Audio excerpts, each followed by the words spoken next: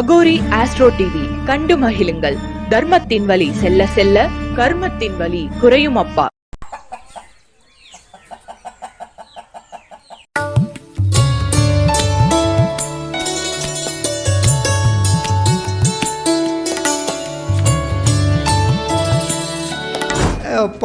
வாஸ்து பார்க்குற விஷயத்தில் நம்மளும் கரெக்டாக அந்த வாஸ்து பார்த்து கோடீஸ்வரன் ஆயிரலாம் அப்படின்னா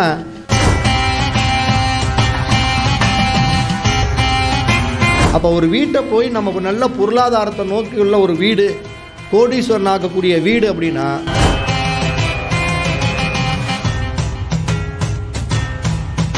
பணம் தடையாகிறதுக்கு காரணம், வளர்ச்சி அடையாமல் பெரிய கோடீஸ்வரன் ஆக முடியாமல் போகிறதுக்கு காரணம்னா ஒரு நல்ல ஒரு பண ரீதியான ஒரு செல்வ செழிப்போட வீடு கட்டினா ஒரு கோடீஸ்வர யோகத்தோடு இருக்கணும்னா இதே தென்மேற்கு மூலையை தெற்கு பார்க்காம, தென்கிழக்கோ தெற்கு கரெக்டாக நேராக பார்க்காம தென்மேற்கு மூலையை மட்டும் 12 டிகிரிக்கு மேலே 13 டிகிரி 14 டிகிரி இப்படியெல்லாம் பார்த்துச்சுன்னா மஞ்சள் செடி வச்சவங்களை பாருங்கள் நல்லா, அது ஜெயிச்சவங்களை நான் பார்த்ததே இல்லை. எனக்கு தெரிஞ்சு நான் என் அனுபவத்தில் பார்த்தது. ஏன்னா அந்த இப்போ இடம் இருக்குது, வசதி வாய்ப்பு இருக்குது எங்களுக்கு. நீங்கள் சொல்கிற மாதிரி வாஸ்துப்படி பார்த்து கட்டிடுறோம். அப்படிங்கும்போது ஒரு அப்பார்ட்மெண்ட்டுக்கு போகும்போது எப்படி இந்த மனையில் நாங்கள் தேர்ந்தெடுக்கோம்?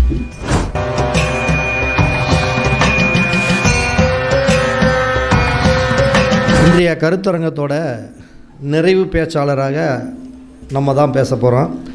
இதில் சாய்ஸ் நான் உங்கள்கிட்டயே தான் விடுறேன். சாய்ஸ் அதாவது இந்த வாஸ்து சம்மந்தப்பட்ட விஷயத்தில் நம்ம நிறைய வீடியோ பேசியாச்சு, நிறைய போட்டுட்டோம். அதாவது 100 வீடியோ 10 வீடியோ பேச வேண்டியதெல்லாம் ஒரே வீடியோக்குள்ளேயே வச்சு நிறைய பேசிட்டோம். அப்போ வந்தோடனே கணேஷ் சொன்னாப்புல, ஐயா வாஸ்து சம்மந்தப்பட்ட வீடியோ ஒன்று நீங்கள் பேசுங்க, என்கிட்ட நிறைய பேர் சில விஷயங்கள் கேட்டாங்க அப்படின்னாப்புல. சரி, அது என்ன அப்படிங்கிறது நம்ம கேட்கல. இப்பொழுது நம்ம ஜிபி புக் சென்டருடைய உரிமையாளர், அவரும் மிகப்பெரிய ஒரு ஜோதிடர் கணேஷ் அவர்கள். அவர்கிட்ட ஜோதிட புஸ்தகங்கள் பூராமே எல்லாமே ஜோதிடத்தில் பலன் சொல்கிறதுக்கு என்னென்ன தேவையோ அத்தனை புஸ்தகங்களும் அவர் வச்சுருக்கார். தேவையானவங்க அவரோட நம்பரை கொடுத்து நீங்கள் வாங்கிக்கிங்க. அப்போ அவர்கிட்ட என்ன மாதிரி எங்கிட்ட கேள்வி கேட்கணுன்னு அவர் ஆசைப்பட்றாரு, என்ன இந்த வாஸ்து சம்மந்தப்பட்ட விஷயத்தில் கேட்குறாருங்கிறதுக்காக நம்ம ஜிபி கணேஷ் அவர்களை மேடைக்கு வரும்படி நம்ம அன்போடு வரவேற்கிறோம். கொஞ்சம் கைகளை தட்டி கொஞ்சம் ஆரவாரம் பண்ணுங்க. ஏன்னா ஜோதிடத்துக்கு போய் புக்குக்கு நம்ம அங்கேயும் அலையிறதோட இவர்கிட்ட இருக்குதுன்னு தெரிஞ்சுனாவே டக்குன்னு வாங்கிக்கலாமல்ல. அதே பெரிய விஷயம் தானுங்க. காசு கூட கொஞ்சம் இப்போ லேட்டாகி கூட வாங்குறாரு கேள்விப்பட்டேன். அப்படியெல்லாம் வாங்காதீங்க, உடனே வாங்கிடுங்க. அப்படியெல்லாம் இல்லைங்கய்யா, பதில் சொல்கிறதா கஷ்டம், கேள்வி கேட்குறது நம்ம ஈஸி. அதனால் நீங்கள் எத்தனை தடவை கேள்வி எழுதினாலும் கேட்டுருவேன், பதில் சொல்லுன்னா தான் சிரமம். இப்போ என்ன அப்படின்னு கேட்டிங்கன்னா, லட்சாதிபதி கோடீஸ்வரர் ஆகிறதுக்கு வாஸ்துனோட அமைப்பு எப்படி இருக்குங்க? இப்போ நாங்கள் ஜாதகத்தில் இப்படி இருந்தால் லட்சாதிபதி ஆகலாம், கோடீஸ்வரர் யோகம் ஆகலாம் அப்படின்னு சொல்கிறோம். அது மாதிரி இப்போ லட்சாதிபதி கோடீஸ்வரர் ஆகுதுன்னா, ஆமாம், தெரிஞ்ச நாய்க்கெலாம் நாங்கள் அதை வச்சு மீதி ஃபேஸ் பண்ணிக்கலாம் பாருங்க. என்னங்க, அதாவது அப்படி பார்க்க போனால் நான் சொன்னால் கிட்டத்தட்ட ஊருக்குள்ளே பஞ்சமே இருக்காதாட்டு எல்லாத்தையுமே கோடீஸ்வரன் ஆக்கிடலாமே. இந்த வாஸ்துங்கிற பேரில் எல்லாத்தையும் கோடீஸ்வரன் ஆக்கி விட்டுட்டா, ஒரு நாட்டில் இந்த ஃபேஸ்புக்கில் தான் பார்த்தேன், ஒரு அந்த ஊரில் சந்தையில் கட்டுக்கட்டாக நோட்டை அடுக்கி சந்தையில் பணம் விற்கிறாங்க. ஏன்னா அந்த நாட்டோடைய ஊர் பேர் தெரியல, ஃபேஸ்புக்கில் தான் பார்த்தேன். அந்த ஊரோடைய பணம் அந்த நாட்டில் மட்டும்தான் செல்லுமா, வேறு நாட்டுக்கு போனால் செல்ல முடியாதான். பணம் அவனுங்களாம் அடித்து ஊருப்பட்ட பணத்தை விட்டுட்டானுங்க. இது எல்லாம் என்ன பண்ணுறதுன்னா, இது ஒரு பெரிய ஒரு மார்க்கெட்டாக வச்சு நம்மளை மாதிரி வெளியூர்லேருந்து போகிறவங்க அந்த நாட்டில், நம்ம ஊரில் பணம் இல்லையே, நம்மளும் ஒரு 30 கட்டு 40 கட்டு வாங்கிட்டு வீட்டில் பீரோ வச்சுக்கலான்ட்டு ஒவ்வொருத்தரும் ஒவ்வொரு பண்டலாக வாங்கிட்டு வீட்டில் வச்சுக்குவாங்களாம். அது மாதிரி வாஸ்து பார்க்குற விஷயத்தில் நம்மளும் கரெக்டாக அந்த வாஸ்து பார்த்து கோடீஸ்வரன் ஆயிரலாம் அப்படின்னா ஊருக்குள்ளே உண்மையாலுமே பஞ்சமே வராது, எந்த பிரச்சனையும் இல்லை. கேட்ட நேரத்தில் நம்ம கரெக்டாக பண்ணிடலாம். இருந்தாலும் ஆனால் வாஸ்துனால கோடீஸ்வரன் ஆகிறோமோ இல்லையோ ஒரு மன நிம்மதியாக வீட்டில் வாழலாம். அடுத்தது நம்ம சம்பாதிக்கிற பணம் ஒரு மாதம் ஒரு 30,000 ரூபா சம்பாதிக்கிறோம்னா குறைஞ்சபட்சம் ஒரு வீட்டோட தேவைகளுக்கு எவ்வளோ பணம் தேவையோ அதை செலவு போக மிச்ச பணத்தை கரெக்டாக மிச்சம் பண்ணலாம். இப்படி மிச்சம் பண்ணி நிச்சயம் கணேஷ் சொல்கிற மாதிரி ஒரு குறிப்பிட்ட காலத்தில் கோடீஸ்வரன் ஆகலாம். அதுக்கு சில வருஷம் ஆகும். அப்போ இப்படி துல்லியமாக வாஸ்துப்படி வீடு கட்டுனா கோடீஸ்வரன் ஆகலான்னா வீட்டை கட்டிட்டு அடுத்த நாள் காலையில் பார்க்கக்கூடாது, கோடீஸ்வரன் ஆக முடியாது. இருக்கிற கடனை கட்டுறதுக்கே கொஞ்ச நாள் ஆகும். லோனுக்கு இது போட்டிருந்தோம்னா குறைஞ்சபட்சம் 15 வருஷம் ஆகும். அப்போ வாஸ்துப்படி ஒரு கோடீஸ்வர யோகம் இருக்குதா இல்லை லட்சாதிபதி ஆகலான்னா பணத்தை சேர்த்துற அளவுக்கு ஒரு வீடு கட்டினதுக்கப்புறம் அவங்க நிச்சயமாக ஒரு செல்வ நிலையில் முன்னேற்றம் பண்ணலாம். அது கரெக்டான முறையில் வாஸ்து அமைக்கணும். இப்படி அமைக்கிறேன் அப்படின்னோம்னா முதல்ல நீங்கள் கேட்குறது பணம் சம்மந்தப்பட்ட ஒரு விஷயத்தை தான் பற்றி பேசுகிறோம். இந்த பணத்தை பற்றி பேசணும். வீட்டோடைய வளர்ச்சியில் வீட்டு கட்டினதுக்கப்புறம் அவங்களுக்கு ஒரு பண ரீதியான முன்னேற்றங்கள் கிடைக்கணும்னா மொத்தம் 3 திசை தான் நம்ம ரொம்ப முக்கியத்துவம் பார்த்துக்கணும். இந்த பணத்து விஷயத்தை பேசுகிறதுக்கு மட்டும், பொருளாதாரத்தை பற்றி பேசுகிறதுக்கு. அப்போ பொருளாதாரம் எங்கே இருக்குதுன்னா திசைகள்லேயே 3 பக்கம் தான் இருக்குது. இந்த பணத்துக்கு சொந்தக்காரனுங்க 2 பேர் தான். எல்லாருமே பணத்துக்கு சொந்தக்காரர் ஆக முடியாது. இப்போ டாக்டர் இருக்காருன்னா எல்லாருமே மருத்துவம் படிக்கிறாங்க. கண்ணுக்குன்னு ஒரு தனி மகத்துவ டாக்டர் இருக்கார், ஹார்ட்டுக்குன்னு ஒரு டாக்டர் இருக்கார், இது மாதிரி எல்லாத்துக்கும் ஒரு டாக்டர் இருக்கார். அப்போ இந்த பணத்தை கொடுக்கக்கூடிய டாக்டர் 2 டாக்டர். ஒரு டாக்டர் குரு, அவரு கொடுக்கறது பூராமே எல்லாம் லாக்ஸ் கணக்கு மேலே தான், அப்படியே பெரிய லெவல் தான். கொஞ்சம் குறைஞ்ச டாக்டர் உள்ளூர் டாக்டருங்கிறது சுக்கரன். குறைஞ்சபட்சம் ஒரு சின்ன பணத்தை அன்றாட தேவைகளுக்கு உண்டான பல பாக்கெட்டில் இருக்கக்கூடிய பணத்தை எடுக்கிறது பூராமே சுக்கரன். இப்போ யார்கிட்ட ஜோப்பில் பணம் இருக்குதோ அவங்களுக்கெல்லாம் சுக்கரன் செயல்பட்டுக்கிட்டு இருக்குதுன்னு அர்த்தம். இப்போ பணம் திடீர்னு ஒருத்தர் கேட்குறாங்க, எடுத்த உடனே ஒரு 500 1000 டக்குன்னு எடுத்து கொடுக்குறீங்கன்னா அவங்களுக்கெல்லாம் ஜாதகத்தில் சுக்கரன் நல்லா இருக்குதுன்னு அர்த்தம். நான் வீட்டில் போய் போட்டு விட்றேன், இல்லைன்னா வீட்டில் இருக்குது பீரோவில் பணம் அப்படின்னா அவங்கெல்லாம் குரு கேட்டகரி. அப்போ இந்த 3 திசையை தான் பார்க்கணும். இதில் குரு பகவான் எங்கே இருக்கிறார் அப்படின்னா வடக்கு பக்கம்தான் குரு பகவான் இருக்கார். அது அடுத்த பணத்தை கொடுக்கக்கூடிய கிரகம் எங்கே இருக்குதுன்னா கிழக்கு பக்கம்தான் இருக்கார் சுக்கிரன். அப்போ இந்த வடக்கு கிழக்கு இந்த 2 மூலையும் சந்திக்கக்கூடிய அந்த கார்னர் பாயிண்ட் ஈசானியம், இந்த 3 திசைகளும் தான் டோட்டலாக இந்த பொருளாதாரம் சார்ந்த பர்டிகுலரான விஷயத்தை பேசணும்னா அந்த 3 திசையை தான் நீங்கள் கவனிக்கணும். பொதுவாக எல்லா திசையும் பார்க்கணும். வாஸ்துவில் நல்லா புரிஞ்சுக்குங்க. ஒருத்தனுக்கு எல்லாமே ஒரு அழகான ஒரு ஆள் இருக்கிறான், பார்த்த ஆள் செக்கச்சவையன்னு இருக்கிறான்.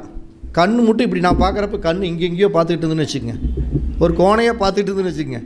அவனை நம்ம நல்லா இருக்குன்னு சொல்ல முடியுமா? வடிவேலுக்கு அது தான். அம்மா மாப்பிள்ளை நான் இல்லை, சரத்குமார் சொல்லுவார், மாப்பிள்ளை நான் இல்லை, அவரை கொஞ்சம் பாருமா அப்படின்னா, போங்கண்ணா நான் மாப்பிள்ளை எவ்வளோ நேரம் நான் பார்த்துக்கிட்டு இருக்கிறதே நான் அவரை தான் பார்த்துக்கிட்டு இருக்கிறேன் அப்படிங்க அந்த படத்தில், மாயி படத்தில். அது மாதிரி நம்ம எல்லா விஷயங்களையுமே பொதுவாக நவகிரகங்களுடைய பஞ்சபூதங்களுடைய அனுகிரகம் தான் டோட்டலி ஒரு வாஸ்துடைய கண்ட்ரோலே. அப்புறம் அந்த பஞ்சபூதங்களுடைய தன்மை எல்லா மூளைக்கும் கிட்டத்தட்ட சரியாக வரணும். அப்போ ஒரு வீட்டை போய் நம்ம நல்ல பொருளாதாரத்தை நோக்கி உள்ள ஒரு வீடு, கோடீஸ்வரன் ஆக்கக்கூடிய வீடு அப்படின்னா முதல்ல அவங்களுடைய வீட்டில் வடக்கு கிழக்கு, இந்த வடகிழக்கு இந்த 3 திசைகளும் சரியாக நம்ம பார்க்கணும். அப்போ சரின்னா என்ன சரி? இந்த வடக்கு கிழக்கு வடகிழக்குன்னா சரின்னா என்ன சரி? அந்த இடத்துக்கு புறம்பாக மாற்றி வேறு எதுவும் இருக்கக்கூடாது. புறம்பான என்ன? வடக்கு வடகிழக்கு வடக்கு அப்படின்னாவே டோட்டலி அந்த ஏரியாவுக்கு பேர் பள்ளம்னு பேர். அதாவது இந்த பூமியோடைய மொத்த டோட்டல் கான்செப்டில் வடக்கு கிழக்கு வடகிழக்கு தான் 23 டிகிரி பள்ளம் அப்படிங்கிற ஒரு கான்செப்ட் இருக்குது. அப்போ இயற்கையாகவே நீங்கள் வீடு கட்டக்கூடிய அந்த கட்டடத்துக்கூடிய இடத்துல இந்த வடக்கு கிழக்கு வடகிழக்கு எப்பயுமே பள்ளமாக தான் இருக்கணும். இதை தாண்டி நீங்கள் அதுக்கு சட்டப்புறம்பாக கொஞ்சம் உயரமாக இது வச்சிட்டிங்கன்னு வச்சுக்கோங்க, இயற்கையாகவே ஒரு காம்பவுண்டு சுவரை உயரமாக வச்சிட்றீங்க, இல்லை தரை பரப்பளவே வடகிழக்கு உயர்ந்துருது, இல்லை வடகிழக்கில் ஒரு பாத்ரூம் கட்டி வச்சிடுறீங்க, இல்லை ஒரு வடகிழக்கில் ஒரு மாடிப்படி கட்டி வச்சிடுறீங்க.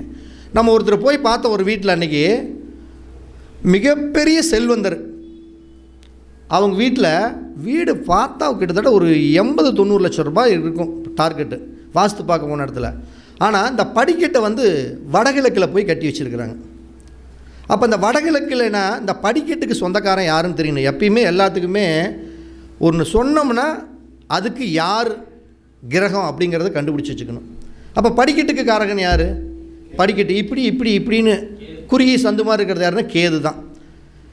அப்போ படிக்கட்டு போய் வடகிழக்கில் இருந்தால் அங்கே என்ன ஆகும்?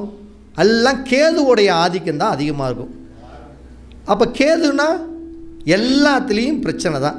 கேதுனாவே என்ன? உடைக்கிறது, அறுக்கிறது, சிதைக்கிறது, பிரிக்கிறது. சேர்த்து வச்சு அந்த ஆளுக்கு வேடிக்கை பார்த்து பழக்கமே கிடையாது. அண்ணன் தம்பி 2 பேர் கவுண்டமணி போய் முதல்ல பார்ப்பாப்புல. பார்த்தோன்னே, தம்பி இந்த பணத்தை ஒரு 20,000 கொண்டே பீரோவில் வை. அண்ணா நீங்கள் வைங்கண்ணா. அவன் நீ கொண்டே வைடா அப்படின்பாப்புல. அவர் உடனே அண்ணன் நீங்கள் வைங்கண்ணாம்மா. இதை செந்தில் பார்த்துக்கிட்டு இருந்துட்டு பால் ஊற்ற போயிட்டு உடனே அங்கேருந்து பார்ப்பாப்புல. என்ன இவனுக்கு 2 பேர் ஒத்துமையாகவே இருக்கிறானுங்களே அப்படின்னு இவன் கவுண்டமணி போன உடனே செந்தில் போய், என்ன நீ உங்கள் ஒன்னம் சொல்கிறது பூரா எதை வேணுமாலும் கேட்டுக்கிட்டு இருக்கிற, உங்கள் ஒன்னம் பேரில் உங்கள் ஒன்னம் என்கிட்ட சொன்னாப்புல சொத்த கத்தியெல்லாம் அவர் பேர்லேயே மாற்றிக்கிட்டு உன்னை அன்னக்காவடியாக விட்றோன்னு சொல்லிட்டு இருக்கிறாரு அப்படின்னு சொன்னால், அவன் அப்படியே சொன்னியா? தருமலிங்க இங்கே வாடா அப்படிம்பியா. உடனே அவர் கூப்பிட்டுனே, யாரடா தருமலிங்க சொன்னேன்? உன்னைத்தாண்டா சொன்ன. நீ எப்பட்றா எனக்கு நீ பாடுறா தங்கத்தில் மோதிரம் போட்டுக்கிறேன், எனக்கு மட்டும் வெள்ளியில் கொடுக்குறேன், உன் பேரில் பேங்க்கில் பணம் இருக்குது, என் பேரில் பணமே இல்லை அப்படின்னு சொல்லி சண்டை மூட்டி எல்லாம் பண்ணி முடிச்சோன்னே கரெக்டாக செந்தில் பாலுன்ட்டு அழுகாமல் நேக்க வந்துடுவான். பதனியா ஏதோ ஒரு கான்செப்ட் சொல்லிட்டு போயிடுவான். அப்போ என்ன அப்படின்னா, அங்கே நம்ம இந்த கேது பிரித்து பார்க்கும். அப்போ கேதுவோடைய விஷயந்தான் அங்கே பாதிக்கும். அப்போ கேதுன்னு என்ன பண்ணுவார்? மேக்சிமம் பொருளாதார தடையை கொடுப்பார். அந்த வீடு கட்டினதுக்கப்புறம் வடகிழக்கில் படிக்கட்டு இருந்ததுன்னா பணங்காசு எவ்வளோ தான் சேர்த்து வச்சுருந்தாலும் சரி, அந்த பணங்காசு பூராமே கோர்ட்டு கேஸு வம்பு வழக்கு கடன் தேவையில்லாத பிரச்சனை என்னென்ன இருக்குதோ அத்தனைக்கு அவங்க செலவழித்து செல்வந்தன்லேருந்து கொஞ்சம் மாறி போயிடுவாங்க. அப்போ நீங்கள் என்ன பண்ணணும்? இந்த வடக்கு கிழக்கு வடகிழக்கு சார்ந்த பகுதியில் முதல்ல பணம் வரணும், பண செல்வ செழிப்போடு நம்ம நல்லா வாழணும்னா தயவுசெய்து இந்த படிக்கட்டு கட்டுற வேலையை தயவுசெய்து நிறுத்திடுங்க. நிறைய பேர் இன்னும் அது என்ன அர்த்தத்தில் இருக்கிறாங்கன்னே தெரியல. படிக்கட்டை வடகிழக்கில் போட்டு கட்டிக்கிட்டு நிறைய பேர் இருக்கிறாங்க. அது தெரிஞ்சு பண்ணுறாங்களா தெரியாமல் பண்ணுறாங்களான்னு தெரியல. ஈசானியம் வடகிழக்கு மூலைங்கிறது ஈசானிய மூலை, அது நல்லா புரிஞ்சுக்கணும். நீங்கள் படிக்கட்டை கட்டி போடுறாங்க.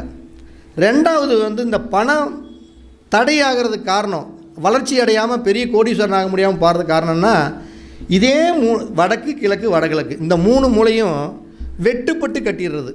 வெட்டுப்பட்டுறது என்ன? அப்படி வெட்டுப்படுறதுன்னு என்னென்னா, அந்த வடக்கு பார்த்ததுக்கு வாயு மூலம் மட்டும் நீண்டிருக்கும், ஈசானிய மூலம் இப்படி வந்துடும். இப்போ ஒன்றும் இல்லை, இந்த இது இருக்குது அப்படின்னா இது இப்படி இருக்கிறதுல இப்படி வந்துடுது. புரியுதில்லை நான் சொல்கிறது? இப்படி வந்தால் நேராக இருக்குதுன்னு அர்த்தம். இப்படி வந்துருச்சு அப்படின்னா இது ஈசானியம், இது வாயு மொழின்னு வச்சுக்கோ. இந்த இடத்த வச்சுக்கிறோம் நம்ம. இந்த இடத்த பார்த்தோம்னா இதுதான் வடக்கு, இதுதான் தெற்கு, இது கிழக்கு, இது மேற்கு. அப்போ இந்த இடத்துல ஈசானியங்கிறது இந்த பகுதி தான். அப்போ இந்த இடத்த வடக்கு பார்த்து ஒரு வீடு கட்டுற பின்னாங்கன்னா இது வாயு மூலை, இது இப்படி கட்டிடுறது, இப்படி டா வடிவத்தில் இப்படி கட்டிடுறது. அப்போ என்னென்னா ஈசானிய மூலை இந்த இடத்த இப்படி நேராக வராமல் இது கட்டாயி உள்ளே போயிடும், ஈசானியம் கட்டாயிரும். அப்படி ஈசானியம் கட்டாயி போச்சுனாவே அங்கே குரு பகவானும் சுக்கர பகவானும் அவனுக்கு கட்டாயி போச்சுன்னு அர்த்தம். அதான் அப்புறம் 2 பேருக்கு சேர்றப்ப வடகிழக்குங்கிற புதனும் கட்டாயி போயிடும். அப்போ புதன்னா அந்த வீட்டில் இருக்கக்கூடிய குழந்தைகள். புதன்னா யார்? சுறுசுறுப்புக்கு சொந்தக்காரன் தான் புதன். 60 வயசுக்காரனா சுறுசுறுப்பாக போகிறான், சின்ன குழந்தை தான் ஓடும் ஒடியாரு துருதுருன்னு இருக்கும். அப்போ குழந்தைகளுடைய வளர்ச்சி இருக்காது ஒன்று. அடுத்தது என்னென்னா, குருனா பணத்தடை கண்டிப்பாக வந்தே தீரும். புதன்னா அப்போ தான் போய் தேவையில்லாமல் எங்கேயாச்சும் கையெழுத்து போட்டு மாட்டி அசிங்க அவமானப்பட்டு அடுத்தவங்க கடனுக்கு இவன் பணம் கட்டக்கூடிய சூழ்நிலை. அதே மாதிரி பார்த்திங்கன்னா அன்றாட தேவைக்கு உண்டான பிரச்சனை மாட்டிக்கிறது. அந்த கணவன் மனைவி இருக்கக்கூடிய உறவுகள் எல்லாம் சிக்கல் வரும். அப்போ ஈசானிய மூலையில் கட்டான வீட்டிலலாம் போய் பாருங்கள், ஈசானிய மூலையில் படிக்கட்டு போட்டவங்கள பாருங்கள், இந்த கணவனும் மனைவி 2 பேர் பேசிய பல நாள் ஆகுதும்பாங்க. ஏன்னா அவங்களுக்குள்ள ஒரு அன்பு பரிமாற்றங்கள் எல்லாமே சிறப்பாக இருக்காது. அப்போ பணப்பற்றாக்குறைக்கு 2வது பாயிண்ட்னா ஈசானியும் கட்டாகவே கூடாது. 3வது அதே மாதிரி இந்த வடக்கு கிழக்கு வடகிழக்கு இந்த 3 இடம் இருக்குதுன்னா தெரு வடமேற்கு மூலையில். இப்போ வடக்கு பார்த்த ஒரு ஃப்ளாட் அப்படின்னா, இப்போ இந்த இடத்துல இது ஒரு செல்ஃபோன், இது ஃபுல்லாக இந்த இடம் ஒரு 40 அடினா இது வடக்கு பார்த்துக்கிட்டு இருக்குன்னா, இந்த வடமேற்கு மூலைங்கிறது இது. இந்த இடத்த நான் உங்களுக்கு புரிஞ்சுக்கிறதுக்காக சொல்கிறேன். இது கிழக்க, இது மேற்க, இது தெற்க, இது வடக்க, இது வடகிழக்கு, அது தென்கிழக்கு, இது தென்மேற்கு, இது வடமேற்கு. இதுதான் இந்த இடத்துடைய திசைகளுடைய அமைப்பு. அப்போ இந்த மூலையிலிருந்து ஒரு தெரு இந்த இடத்துல குத்துது. அப்போ இப்படி ஒரு தெரு குத்திச்சு ஒரு இடத்த வாங்கிட்டானாவே சரி, அவன் எவ்வளோ பெரிய கோடீஸ்வரனாக இருந்தாலும் சரி, எவ்வளோ பெரிய செல்வ செழிப்போடு இருந்தாலும் சரி, ஊருக்குள்ளே உங்களுக்குன்னு ஒரு அங்கீகாரம் இருந்தாலும் சரி, அந்த இடத்துல போய் வீட்டை கட்டி உட்கார்ந்ததுக்கப்புறம் அந்த கோடி கோடியாக வச்சுருக்கிற பணம் பூரா எல்லாம் தெருக்கோடிக்கு போயிடும். அப்போ இந்த அமைப்புலேயும் இருக்கக்கூடாது. அதே மாதிரி அந்த வடக்கு கிழக்கு வடகிழக்கு பார்த்த ஒரு வீடு அப்படின்னா அது தலைவாசலுடைய பகுதி. அப்போ தலைவாசல் வைக்கணும்னா நம்ம எல்லாருமே நினச்சிக்கிட்டு இருக்கிறது பொதுவான கான்செப்டை தான் பார்க்குறாங்க. இருக்கிற இடத்த மையப்படுத்தி ஈசானிய பகுதி தூக்கி எந்த இடத்த வச்சாலும் அது உச்ச பகுதி, காந்த விசை கதிர்களுடைய தாக்கம் சூப்பராக இருக்குது, தலைவாசல் வைக்கலாம் அப்படிங்கிறாங்க. ஆனால் அது தவறான விஷயம். முதல்ல நம்ம ஜாதகத்தை பார்க்கணும். நம்ம ஜாதகத்தில் இருக்கக்கூடிய சந்திரன், புதன், குரு அப்படிங்கக்கூடிய 3 கிரகங்களில் தலைவாசல் வைக்கலாம். அந்த 3 கிரகங்களில் நம்ம ஜாதகத்தில் 3 கிரகங்களில் யார் நம்மளுக்கு யோகத்தை கொடுக்கக்கூடிய ஆள்னு ஒரு கணக்கு வச்சுக்கணும். அப்போ அந்த 3 கிரகங்களில் சந்திரன் நல்லா இருந்தால் சந்திரனோட பகுதியில் வெயி, புதன் நல்லா இருந்தால் புதனோட பகுதியில் வெயி, குரு நல்லா இருந்தால் குருவோட பகுதியில் வெயி. இப்படி வைக்கும் பொழுது உங்களுக்கு நிச்சயம் பண வரவு, தன வரவு, ஊருக்குள்ள மதிப்பு, மரியாதை, கௌரவம் எல்லாமே இருக்கும். அதே மாதிரி இந்த வடக்கு கிழக்கு வடகிழக்கில் மெயினாக பண வரவை தடை செய்கிறதுனா 99% இது ஒரு முக்கிய பங்கு வகிக்கும். இந்த வடக்கு வடகிழக்கு வடமேற்கில் இந்த வடக்குடைய வாயு மூலை இருக்குது பார்த்தீங்களா, அந்த இடத்துல தண்ணி சம்மந்தப்பட்டது ஒரு கிணறோ ஒரு போரோ ஒரு செப்டிக் டேங்கு கண்டிப்பாக இருந்தால் பொருளாதார தடை வந்தே தீரும். பொருளாதாரத்திலேருந்து சமாளிக்கவே முடியாது. அடுத்தது என்னன்னா, கடங்காரன் வீட்டுக்கு டெய்லி வந்தே தீருவான். நீங்கள் எவ்வளோ பெரிய வேணுமாலும் நீங்கள் கணக்கு எழுதி வச்சுக்கோங்க. வடமேற்கு மூலையில் ஒரு கிணறோ போரோ செப்டிக் டேங்கே இருந்துட்டா வீட்டுக்குள்ளே உட்காந்துக்கிட்டு, நேற்று ஒரு இதில் தான் பார்த்தா, ரீல்ஸில் பார்த்தா தான், வீட்டுக்குள்ளே உட்காந்துக்கிட்டு வெளியே ஒருத்தன் வந்து பைக்கெட்டை வச்சுக்கிட்டு சார் இருக்காரான்னு கேட்பான். அப்போ அவர் இருந்துட்டு, அவர் சார் வெளியூர் போய் ரொம்ப நாள் ஆச்சு, அவர் இல்லைங்களேன்னு. இல்லை, போன வாரம் நம்ம ஜவுளி கடையில் வந்து துணி எடுத்தார், முதல் ப்ரைஸ் விழுந்து உங்களுக்கு ₹1,00,000 பணம் விழுந்துருக்குது, வெளிநாடு சுற்றுலாவெல்லாம் கிடச்சிக்கணும், ஏங்க உங்களை தாங்க கூப்பிட்றாங்க வாங்க அப்படின்பா. உடனே வெளியே வந்தோன்னா, ஏன்னா கடனை வாங்கிட்டு வந்து நீ பாட்டு இங்கே உள்ளே உட்காந்துக்கிட்டு இந்த காரியம் சொல்கிறேன் அப்படிம்பாங்கல்ல. அப்போ இந்த வடமேற்கு மூலையில் இந்த கிணறுலாம் இருந்தால் கடனுக்கு பயந்துக்கிட்டு தலைமறைவாக இருக்கக்கூடிய சூழ்நிலை இருக்கும். அப்போ தான் போய் அந்த வடமேற்கு மூலைக்கு உண்டான கிரகத்தை போய் தேடி அலைவாங்க. வடமேற்கு மூலைக்கு உண்டான கிரகம் யார்? கேது. யார் அதிக சித்தர் கோயிலுக்கு போகிறாங்கல்ல, கிட்டத்தட்ட அவங்களாம் கடனை சந்திச்சுட்டு தான் போய் உட்காந்துருப்பாங்க. கடனை சந்திக்காமல் சித்தர் கோயிலுக்கு போக மாட்டாங்க. ஏன்னா மன நிம்மதி வேணுமல்ல, பொறுக்கு. சித்தர் கோயிலுக்கு போகிறவங்கள நீங்கள் மேக்சிமம் பாருங்கள், எல்லா பிரச்சனையும் கொண்டே அங்கே கொட்டுறதுக்கு தான் போவாங்க. எனக்கு இந்த பிரச்சனை இருக்குது, இது தீர்த்து கொடு, அந்த பிரச்சனை இருக்குது, அதை தீர்த்து கொடு, இதுன்னு. அதை விட நீங்கள் நல்லா புரிஞ்சுக்கங்க, சித்தரோடைய கோயிலுக்கு போகணும் அப்படின்னோம்னா எல்லாருமே எல்லாம் போனால் ஜெயிக்க முடியாது. அது கணக்கம்பட்டி சித்தராக இருக்கட்டும், கசவனம்பட்டி சித்தராக இருக்கட்டும், எந்த சித்தராக இருக்கட்டும். ஏன்னா நீங்கள் எத்தனை பேர் வந்து மூட்டசாமிகளோட ட்ராவல் பண்ணியிருப்பீங்க தெரியாது. ஆனால் நான் மூட்டசாமிகளோடைய கூட ட்ராவல் பண்ணாலும், ஏன்னா நான் என் சொந்த ஊரே கணக்கம்பட்டி தான். எனக்கு சொந்த ஊரே கணக்கம்பட்டி தான். அவருடைய வீடு ஸ்கூலுக்கு பக்கத்தில் இருக்கிற வீட்டுக்கும் எங்களுடைய வீட்டுக்கும் மீறி போனால் ஒரு 200 அடி 300 அடி இருக்கும். நாங்கள் வந்து மேக்சிமம் போனால் அங்கே தான் இருப்போம். அப்போ நாங்கள் போகிறப்ப எல்லாம் 2 பேர், ரங்க இன்னொரு பையன் 2-3 பேர் இருப்பாங்க. அவங்க தான் அவருக்கு அசிஸ்டண்ட், கார் ஓட்டுறது பிடிக்கிறது இதெல்லாம். அந்த பசங்க இன்றைக்கி இல்லை, அவங்களுக்கு தெரியும். இன்றைக்கி போன்றவங்களாம் நிறைய பேர் அங்கே இருக்கிறாங்க கோயிலில். அன்றைக்கி அந்த பசங்களுக்கு தெரியும். அப்போ கேது வந்து உங்கள் ஜாதகத்தில் நல்ல நிலைமையில் இருக்கணும். அப்போ நல்ல நிலைமைனா எப்படி? கேபி ஜோதிடத்தில் சொன்னால் யாருக்கு 8ஆம் பாவ உபநட்சத்திராதிபதி கேதுவாக இருந்ததுன்னா நிச்சயம் சித்தர்களோட வழிபாடு உங்களுக்கு சிறப்பான பலனை கொடுக்காது. நீங்கள் அங்கே போகிறது வேஸ்ட்டு.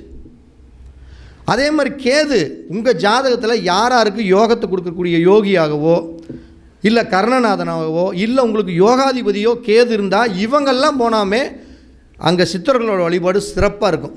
அதை விட்டுட்டு நீங்கள் எல்லாருமே இப்போ பௌர்ணமி அன்னைக்கு கணக்கம்பட்டியில் வந்து போய் உட்காந்துருந்தா நம்மளுக்கு வரும்னா நிச்சயம் வராது. நான் ஒரு வீடியோ போட்டதுக்கப்புறம் கிட்டத்தட்ட என்கிட்ட ஒரு 200 பேருக்கு ஃபோன் பண்ணாங்க. அதில் 50 பேர் எனக்கு சூப்பராக நடந்துட்டாங்க. 50 பேர் என்னங்க நீங்கள் உங்கள் வீடியோ பார்த்துட்டு நான் இதோட 10 டைம் போயிட்டேன், போக எனக்கு கஷ்டம் அதிகமாகிட்டு இருக்கிறாங்க. அப்போ என்னென்னா அவங்க ஜாதகத்தில் 2 பேர்த்துக்கு வாங்கி பார்த்ததுக்கப்புறம் தான் தெரியுது அவங்க ஜாதகத்தில் 8ஆம் பாவத்தை கேது இயக்குது. அப்போ எக்காரணத்தை கொண்டும் பணத்தடையை கொடுப்பவர் கேது, குடும்ப பிரிவினையை கொடுப்பவர் கேது, குடும்ப மகிழ்ச்சியை தருவர் கேது. அவரும் ஒரு எப்படி சொல்கிறேன்னா, அவரும் ஒரு சுகத்தை கொடுப்பாரு. அவர் என்ன சுகத்தை கொடுப்பாரு? உட்காந்து ராமா ராமா ராமா இல்லை அப்படிங்கிறதுனா பைத்தியக்காரனாட்ட உளறிட்டு இருக்கிறதுக்கு ஒரு ஞானத்தோட அறிவோட உட்காந்தா இப்படி உட்காந்துட்டு ஒரு 2.5 மணி நேரம் 3 மணி நேரம் ஒரு யோகத்தோடு உட்காந்துருக்காங்களே, அதுக்கு தான் அவர் லாய்க்கே தவிர இது மாதிரி பண வரவுக்கோ பொருள் வரவுக்கோ குடும்ப சுகத்துக்கோ கிடையாது. அப்போ வடக்கு கிழக்கு வடகிழக்கு இந்த 3 சார்ந்த பகுதியில் கிணறு போர்வெல்லு இது எல்லாம் நிச்சயம் வரவே கூடாது. தெருத்தாக்கம் வரக்கூடாது. தலைவாசலும் அதே மாதிரி தான். எல்லாருமே நினச்சிக்கிட்டு இருக்கிறாங்க. நீங்கள் இந்த பழைய நூலில் பார்த்தீங்கன்னா சிற்ப சிந்தாமணி நூலில் நானும் நிறைய டைம் அந்த வீடியோவில் நல்லா ஸ்ட்ராங்காகவே பேசியிருக்கிறேன். ஆனால் இது வரைக்கும் எங்கிட்ட அந்த விஷயத்துக்கு யாரும் வாக்குவாதத்துக்கு வரல. ஏன் வரல, என்ன காரணம்னு கேட்டிங்கன்னா, இந்த கிரகங்களை பிரித்து வைப்பாங்க. 9 கிரகங்களுக்கும் ஒவ்வொரு திசைக்கும் இந்தந்த மூலையிலிருந்து நீங்கள் 9ஆக பிரிக்கணும் அப்படின்னு போட்டு சொல்லியிருப்பாங்க. இப்போ கிழக்கு பார்த்த வீடு அப்படின்னா கிழக்கு பார்த்ததுக்கு நம்ம ஈசானிய மூலையிலிருந்து அக்னி மூலை வரைக்கும் 9ஆக பிரிக்கணும்னு போட்டிருப்பாங்க. இதே வடக்கு பார்த்த வீட்டுக்கு அந்த நூலில் பழைய நூல்லாம் பார்த்தீங்கன்னா வாயு மூலையில் இருந்து ஸ்டார்ட் பண்ணி ஈசானிய மூலை வரைக்கும் தான் லைனாக வரணும்பாங்க. அப்படின்னு என்ன அர்த்தம்னா, வாயு மூலையில் பகுதி சூரியனாகவும், ஒரு உதாரணத்துக்கு இப்போ இது வடக்கு, இந்த இடத்த ஒரு 27 அடின்னு நீங்கள் கால்குலேஷன் வச்சுக்கிட்டா இது வடக்கு பக்கம், இது வாயு மூலை, அது ஈசானிய மூலை, இந்த இடத்த ஒரு 27 அடின்னு நீங்கள் வச்சுக்கிட்டா இந்த வாயு மூலையில் முதல்ல சூரியனுக்கு, அப்போ 9 கிரகங்களுக்கு பிரித்தா 27 அடியை 3 அடி வரும். அப்போ முதல்ல சூரியனுக்கு 3 அடி, 2வது சந்திரனுக்கு 3 அடி, 3வது செவ்வாய்க்கு 3 அடி, 4வது புதனுக்கு 3 அடி, அடுத்தது குருவுக்கு 3 அடி, அடுத்தது சுக்கிரனுக்கு 3 அடி, அடுத்து சனிக்கு 3 அடி, அடுத்து ராகு கேதுக்கு 3 அடி வரும். அப்போ என்ன ஆகுன்னா, நீங்கள் வடக்கு பார்த்ததுக்கு ஈசானியம் தான் உச்சப்பகுதினா, எப்பயுமே தலைவாசல் வைக்கிறதுக்கு உச்சம் சார்ந்த பகுதியை தான் நம்ம எடுத்துக்கணும். ஆனால் அந்த புஸ்தகத்தில் அந்த புக்கில் பார்த்தீங்கன்னா இந்த மூலையிலிருந்து போடுறப்ப ஈசானியம் முளைக்கக்கூடிய பகுதியில் நீங்கள் அந்த புக்கை எடுத்து பாருங்கள், அந்த 8வது பாகமும் 9வது பாகமும் ராகு கேது பாகமாக வரும். அந்த ராகு கேது பாகத்தில் நீங்கள் தலைவாசல் வைக்கக்கூடாதுன்னு நம்ம சொல்லிக்கிறோமல்ல, அப்போ எப்படி வைக்கிறாங்க? அப்போ புஸ்தகத்தில் இருக்கிறதெல்லாம் உண்மைன்னு நம்ம கணக்கு போட்டக்கூடாது. புஸ்தகத்தில் இருக்கிறதையும் கொஞ்சம் மாற்றுதலாக இருக்கலாம். அப்போ நம்ம அதை நிறையா விஷயத்தை பார்ப்போம். அப்போ ஈசானிய பகுதியிலிருந்து தான் சூரியனை மையப்படுத்தணும். எப்போ 9 கிரகங்களுக்காக பிரிக்கிறோம்னா எது உச்சப்பகுதியோ, வடக்கு பார்த்ததுக்கு ஈசானிய உச்சப்பகுதி, கிழக்கு பார்த்ததுக்கு ஈசானிய உச்சப்பகுதி, மேற்கு பார்த்ததுக்கு வாயு மூல உச்சப்பகுதி, தெற்கு பார்த்ததுக்கு அக்னி மூல உச்சப்பகுதி, அந்த இடத்த தான் முதல்ல சூரியனுக்காக வச்சு அப்படியே லைனாக ஓட்டிகிட்டு வரணும். அதில் சந்திரன் புதன் குரு, அதில் நம்ம ஜாதகத்தில் இந்த 3 பேர்த்தில் யார் தரம் வாய்ந்தவங்க அதை எடுத்து நீங்கள் தலைவாசல் வச்சாலும் நம்மளுக்கு யோகத்தை கொடுக்கும். அதுக்கு அடுத்தது கோடீஸ்வர யோகத்தை நம்ம தடுக்குது, பணவரவை தடுக்குது அப்படின்னா நீங்கள் நல்லா பாருங்கள். எந்த ஒரு வீடாக இருந்தாலும் சரி, அந்த இடத்த அவங்களோட ஃப்ளாட்டுக்கு இந்த வடக்கு பக்கம் கிழக்கு பக்கம், மற்றவங்க வீடெல்லாம் கொஞ்சம் உயரமாக இருக்குது, பொண்ணுல இந்த இடம் இருக்குதுன்னு வச்சுக்கோங்க உதாரணத்துக்கு, இது வடக்கு பக்கம், அந்த பக்கம் இந்த கட்டடத்துக்கு பில்டிங்க்கு அந்த பக்கம் போகிற ஒரு ரோடு போகுது, இதுக்கு அந்த பக்கம் இருக்கிற வீடு அது தெற்கு பார்க்குற வீடாக இருக்கும். அவங்க எல்லாமே இவங்க இடத்த விட, இந்த தரையை விட அவங்க எல்லாமே உயரமான ஒரு வீடு கட்டிட்டாங்கன்னு வச்சுக்கோங்க, கண்டிப்பாக நீங்கள் என்ன தான், நான் தான் சொல்கிறேன், நீங்கள் தொழிலில் கிங்காரு, பெரிய செல்வந்தனாரு, தொழிலில் நான் தான் அப்படிங்கிற மாதிரி ஒரு குறிப்பிட்ட நாளில் பணம் காசு அப்படிங்கிறது எல்லாமே தொழிலிருந்து லாஸ் ஆகிட்டே வரும். ஏன்னா நம்ம போகிற இடமெல்லாம் கிட்டத்தட்ட வாஸ்து பார்க்க போகிற இடத்துல அவங்களுடைய கதைகளை கேட்டு கேட்டு கேட்டு கேட்டு இதைத்தான் சொல்கிறாங்க. அதாவது நான் சொல்கிறது இல்லை, இப்படி இருக்குங்கிறப்ப இதையெல்லாம் அவங்க அனுபவபூர்வமாக அங்கே சொல்கிறப்ப நம்ம சொல்கிறதுக்கு அதுக்கு மேட்ச் ஆகிட்டே இருக்குது. அப்போ நீங்கள் ஒரு நல்ல ஒரு பண ரீதியான ஒரு செல்வ செழிப்போட வீடு கட்டினா ஒரு கோடீஸ்வர யோகத்தோடு இருக்கணும்னா கண்டிப்பாக பஞ்சபூதங்களுடைய தன்மைகளை அதோட இடத்துல வைக்கணும், கரெக்டாக வைக்கணும். எல்லா இடத்துலையும் தெருக்குத்து வராமல் 90 டிகிரி பார்த்து கரெக்டான வீடு கட்டணும். அடுத்தது அளவுகள் எல்லாம் பார்க்கணும். நிறைய பேர் உள்ளளவு பார்த்து கட்டுறதா, வெளியளவு வைக்கிறதா, ஒருத்தருக்கு 12 அடி வெளியளவு மட்டும்தான் பேசும், எங்கள் ஊரில் உள்ளளவு மட்டும்தான் பேசும், ஊருக்கு ஒரு பேச்சு. எங்கள் ஊரில் இப்போ ரீசெண்டாக சந்தோஷம், அது என்ன ஊருக்கு போனோம், அந்த ஊரில் சமையல் ரூம் ஈசானிய மூலையில் தான் நான் வைக்கணும்னு ஒரு ஊரில் சொன்னாங்களே, மயிலாடுதுறையா, மயிலாடுதுறை தானே, மயிலாடுதுறையிலேருந்து ஒரு 5 கிலோமீட்டர் அந்த ஊரில் ஈசானிய மூலையில் சமையல் ரூம் போட்டு வீட்டை நீட்டாக பேஸ் மட்டும் கட்டிட்டாங்க. கட்டினதுக்கப்புறம் போயிட்டு நான் இங்கே போகிறப்ப அவங்க கொஞ்சம் வெளியில் தான் இருந்தாங்க. அவங்கள வந்து பார்ட்டிக்காரங்க நம்மக்கிட்ட எல்லாம் சொல்லி போயிட்டோம், நம்மளை விசிட் பண்ணுறதுக்கு அங்கே கூட்டிகிட்டு போயிட்டாங்க. அவங்க இடத்துக்கு போய் பேஸ் மட்டும் மட்டும் போட்டு நீட்டாக வச்சுருக்காங்க. கிட்டத்தட்ட 1.5 வருஷமாக நின்று கிடக்குது. இது அப்படியே அந்த மேப்பை நம்மக்கிட்ட கொண்டாந்து கொடுக்குறாங்க. அப்படியே நம்ம முதல்ல போனேன், நம்ம வாஸ்து பார்க்க போனால் நம்ம என்னென்ன பண்ணணுங்கிறது முதல்ல எல்லாருமே தெரிஞ்சுக்கணும். ஒரு வாஸ்து பார்க்க போனோம்னா திசையை தெரியாமல் ஒன்றுமே பண்ணக்கூடாது. டைரெக்ஷன் தெரியாமல் நான் அடிக்கடி இதை சொல்லி சொல்லி எனக்கே அழுத்து போச்சு. ஒரு படம் எடுக்கிற ஆள்னா படம் எடுக்கிற ஒரு ஆள் டைரெக்ஷன் தான் மெயினாக பார்ப்பாங்க. இந்த படத்தை எடுக்கிற ஆள் யார் அப்படின்னு. இப்போ கூட பிடிஆர்னு ஒரு படம் ஈரோட்டில் எடுத்துருந்துருக்காங்க. பிடி சார் செம்ம படம், சத்தியமாலுமே அந்த படம் செம படம். நான் படம் பார்த்தே ரொம்ப நாள் ஆகுது, ஆனால் அந்த படத்தை போய் பார்த்துட்டு அற்புதமான படம். பிடி சார்னு ஒரு படம் ஈரோட்டில் தான் எடுத்திருக்காங்க. சுற்றி என்னங்க ஐயா, அருமையான படங்க ஐயா. அப்போ அந்த படத்துடைய முதல்ல நான் போனோன்னே பார்த்தது, இந்த படத்தை முடிக்கிற வரைக்கும் என்னடா படம் இதெல்லாம் தேவையில்லாமல் கூப்பிட்டு வந்தாங்கன்னு நினச்சேன். படம் முடித்த உடனே அந்த படத்துடைய டைரக்ஷன் யாருன்னு தான் நான் பார்த்தேன். அப்போ ஒரு படத்தை டைரக்ஷன் தான் ரொம்ப முக்கியம். அதே மாதிரி ஒரு வீட்டுக்கு டைரக்ஷன் தான் முக்கியம். அப்போ அந்த டைரக்ஷனை பார்க்கணும். அந்த டைரக்ஷன் சரியான பகுதியில் வீடு கட்டுறதுக்கு அந்த திசையை பார்த்து ஏற்ற மாதிரி இருக்குதான்னு பார்க்கணும். அதுக்கப்புறம் அவங்க ஜாதகத்தை பார்க்கணும். ஜாதகத்தில் வீடு கட்டுறதுக்கு உண்டான தசாபுத்தி ஓடுதான்னு பார்க்கணும். இதையெல்லாம் தாண்டி நம்ம அடுத்தது ஒரு வீட்டுக்கு அளவு சரியாக போட்டிருக்காங்களா, இல்லை உள்ளளவு சரியாக போட்டிருக்காங்களா, வெளியளவு சரியாக போட்டிருக்காங்களா, இல்லை பக்கத்தில் நியரில் தெரு இருக்குதா, குத்தல் இருக்குதா, கோயில் இருக்குதா, குளம் இருக்குதா, இல்லை உயரத்தில் வடக்கு கிழக்கில் ஏதாச்சும் மலை இருக்குதா, இப்படி சுற்றி பார்க்கணும். ரவுண்டு கட்டி பார்க்கணும். ஒரு 4 பக்கம் ரவுண்டு கட்டி பார்த்தா தான் அந்த இடத்துல என்ன இருக்குன்னு முதல்ல நம்மளை கண்டுபிடிக்கணும். அப்போ அங்கே என்ன இருக்குதுன்னே தெரியாமல் நம்ம போய் வாஸ்து பார்த்தோம்னா அது சிறப்பான முன்னேற்றத்தை நிச்சயமாக கொடுக்காது. அப்போ அங்கே பார்க்குறப்ப அந்த வீட்டில் ஈசானிய மூலையில் படிக்கட்டு போட்டிருக்காங்க. இந்த ஈசானிய மூலையில் சமையல் ரூம் வச்சுருக்காங்க. மொத்தத்தில் சமையலுக்கு அதிபதி அப்படின்னாவே தென்கிழக்கு, சமையலுடைய திசையே தென்கிழக்கு திசை தான். சமையலுக்கு உண்டான கிரகம், அந்த மூளைக்கு உண்டான கிரகம்னாவே சமையலுக்கு உண்டான கிரகம் சந்திரன் தான். இந்த உணவு, சாப்பாடு, தண்ணி, மோர், பால், தயிர், உணவு, அப்பப்போ அழுகி போகக்கூடிய உணவுப் பொருள் அத்தனைக்கு சொந்தக்காரன் சந்திரன் தான். அப்போ அந்த சந்திரனை கொண்டு போய் எங்கே வச்சுருக்காங்க, சமையல் ரூமை கொண்டு போய் ஈசானிய மூலையில் வச்சுருக்காங்க. நான் அந்த மேஸ்திரிக்கிட்ட இன்ஜினியர்ட்டையும் கேட்குறேன், ஏங்க ஒரு பேசிக்காக வந்து ஒரு வாஸ்துவில் வந்து நீங்கள் அளவு விட்டு தள்ளுங்க, வெளியளவு விட்டு தள்ளுங்க, அளவு தப்பாக இருக்கட்டும். பொதுவாக அந்த 4 மூலையில் நிலம் இருக்க வேண்டிய இடத்துல நிலம் இருக்கணும், நீர் இருக்க வேண்டிய இடத்துல நீர் இருக்கணும், காற்று இருக்க வேண்டிய இடத்துல காற்று இருக்கணும், நெருப்பு இருக்க வேண்டிய இடத்துல நெருப்பு இருக்கணும். இப்போ நீங்கள் வச்சுருக்கிறது வடகிழக்குங்கிறது நீர், இது நெருப்பு. நீர் இருக்கிற இடத்துல கொண்டு போய் நெருப்பு வச்சுருக்கிறீங்களேன்னு கேட்டால் அந்த இன்ஜினியர் என்கிட்ட சொல்கிற கருத்து என்னென்னா, எங்கள் ஊரில் எல்லா வீடும் இப்படி தான் கட்டுறாங்க அப்படிங்கிறாப்புல. உண்மையாலுமே சொன்னாப்புல, கேட்டு பாருங்கள். பட்டுக்கோட்டை சைடில் எங்கள் ஊரில் முக்கால்வாசி அவங்க இருக்கிற ஏரியாவில் ஈசானிய மூலையில் தான் நாங்கள் சமையல் ரூம் வச்சு கட்டுவோம்.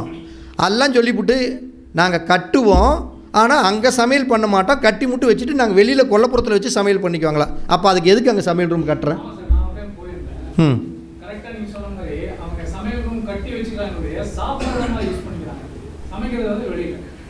அதுக்கு எதுக்கு அந்த பொழப்புன்னு கேட்குறேன். வேண்டாத வேலை எதுக்கு?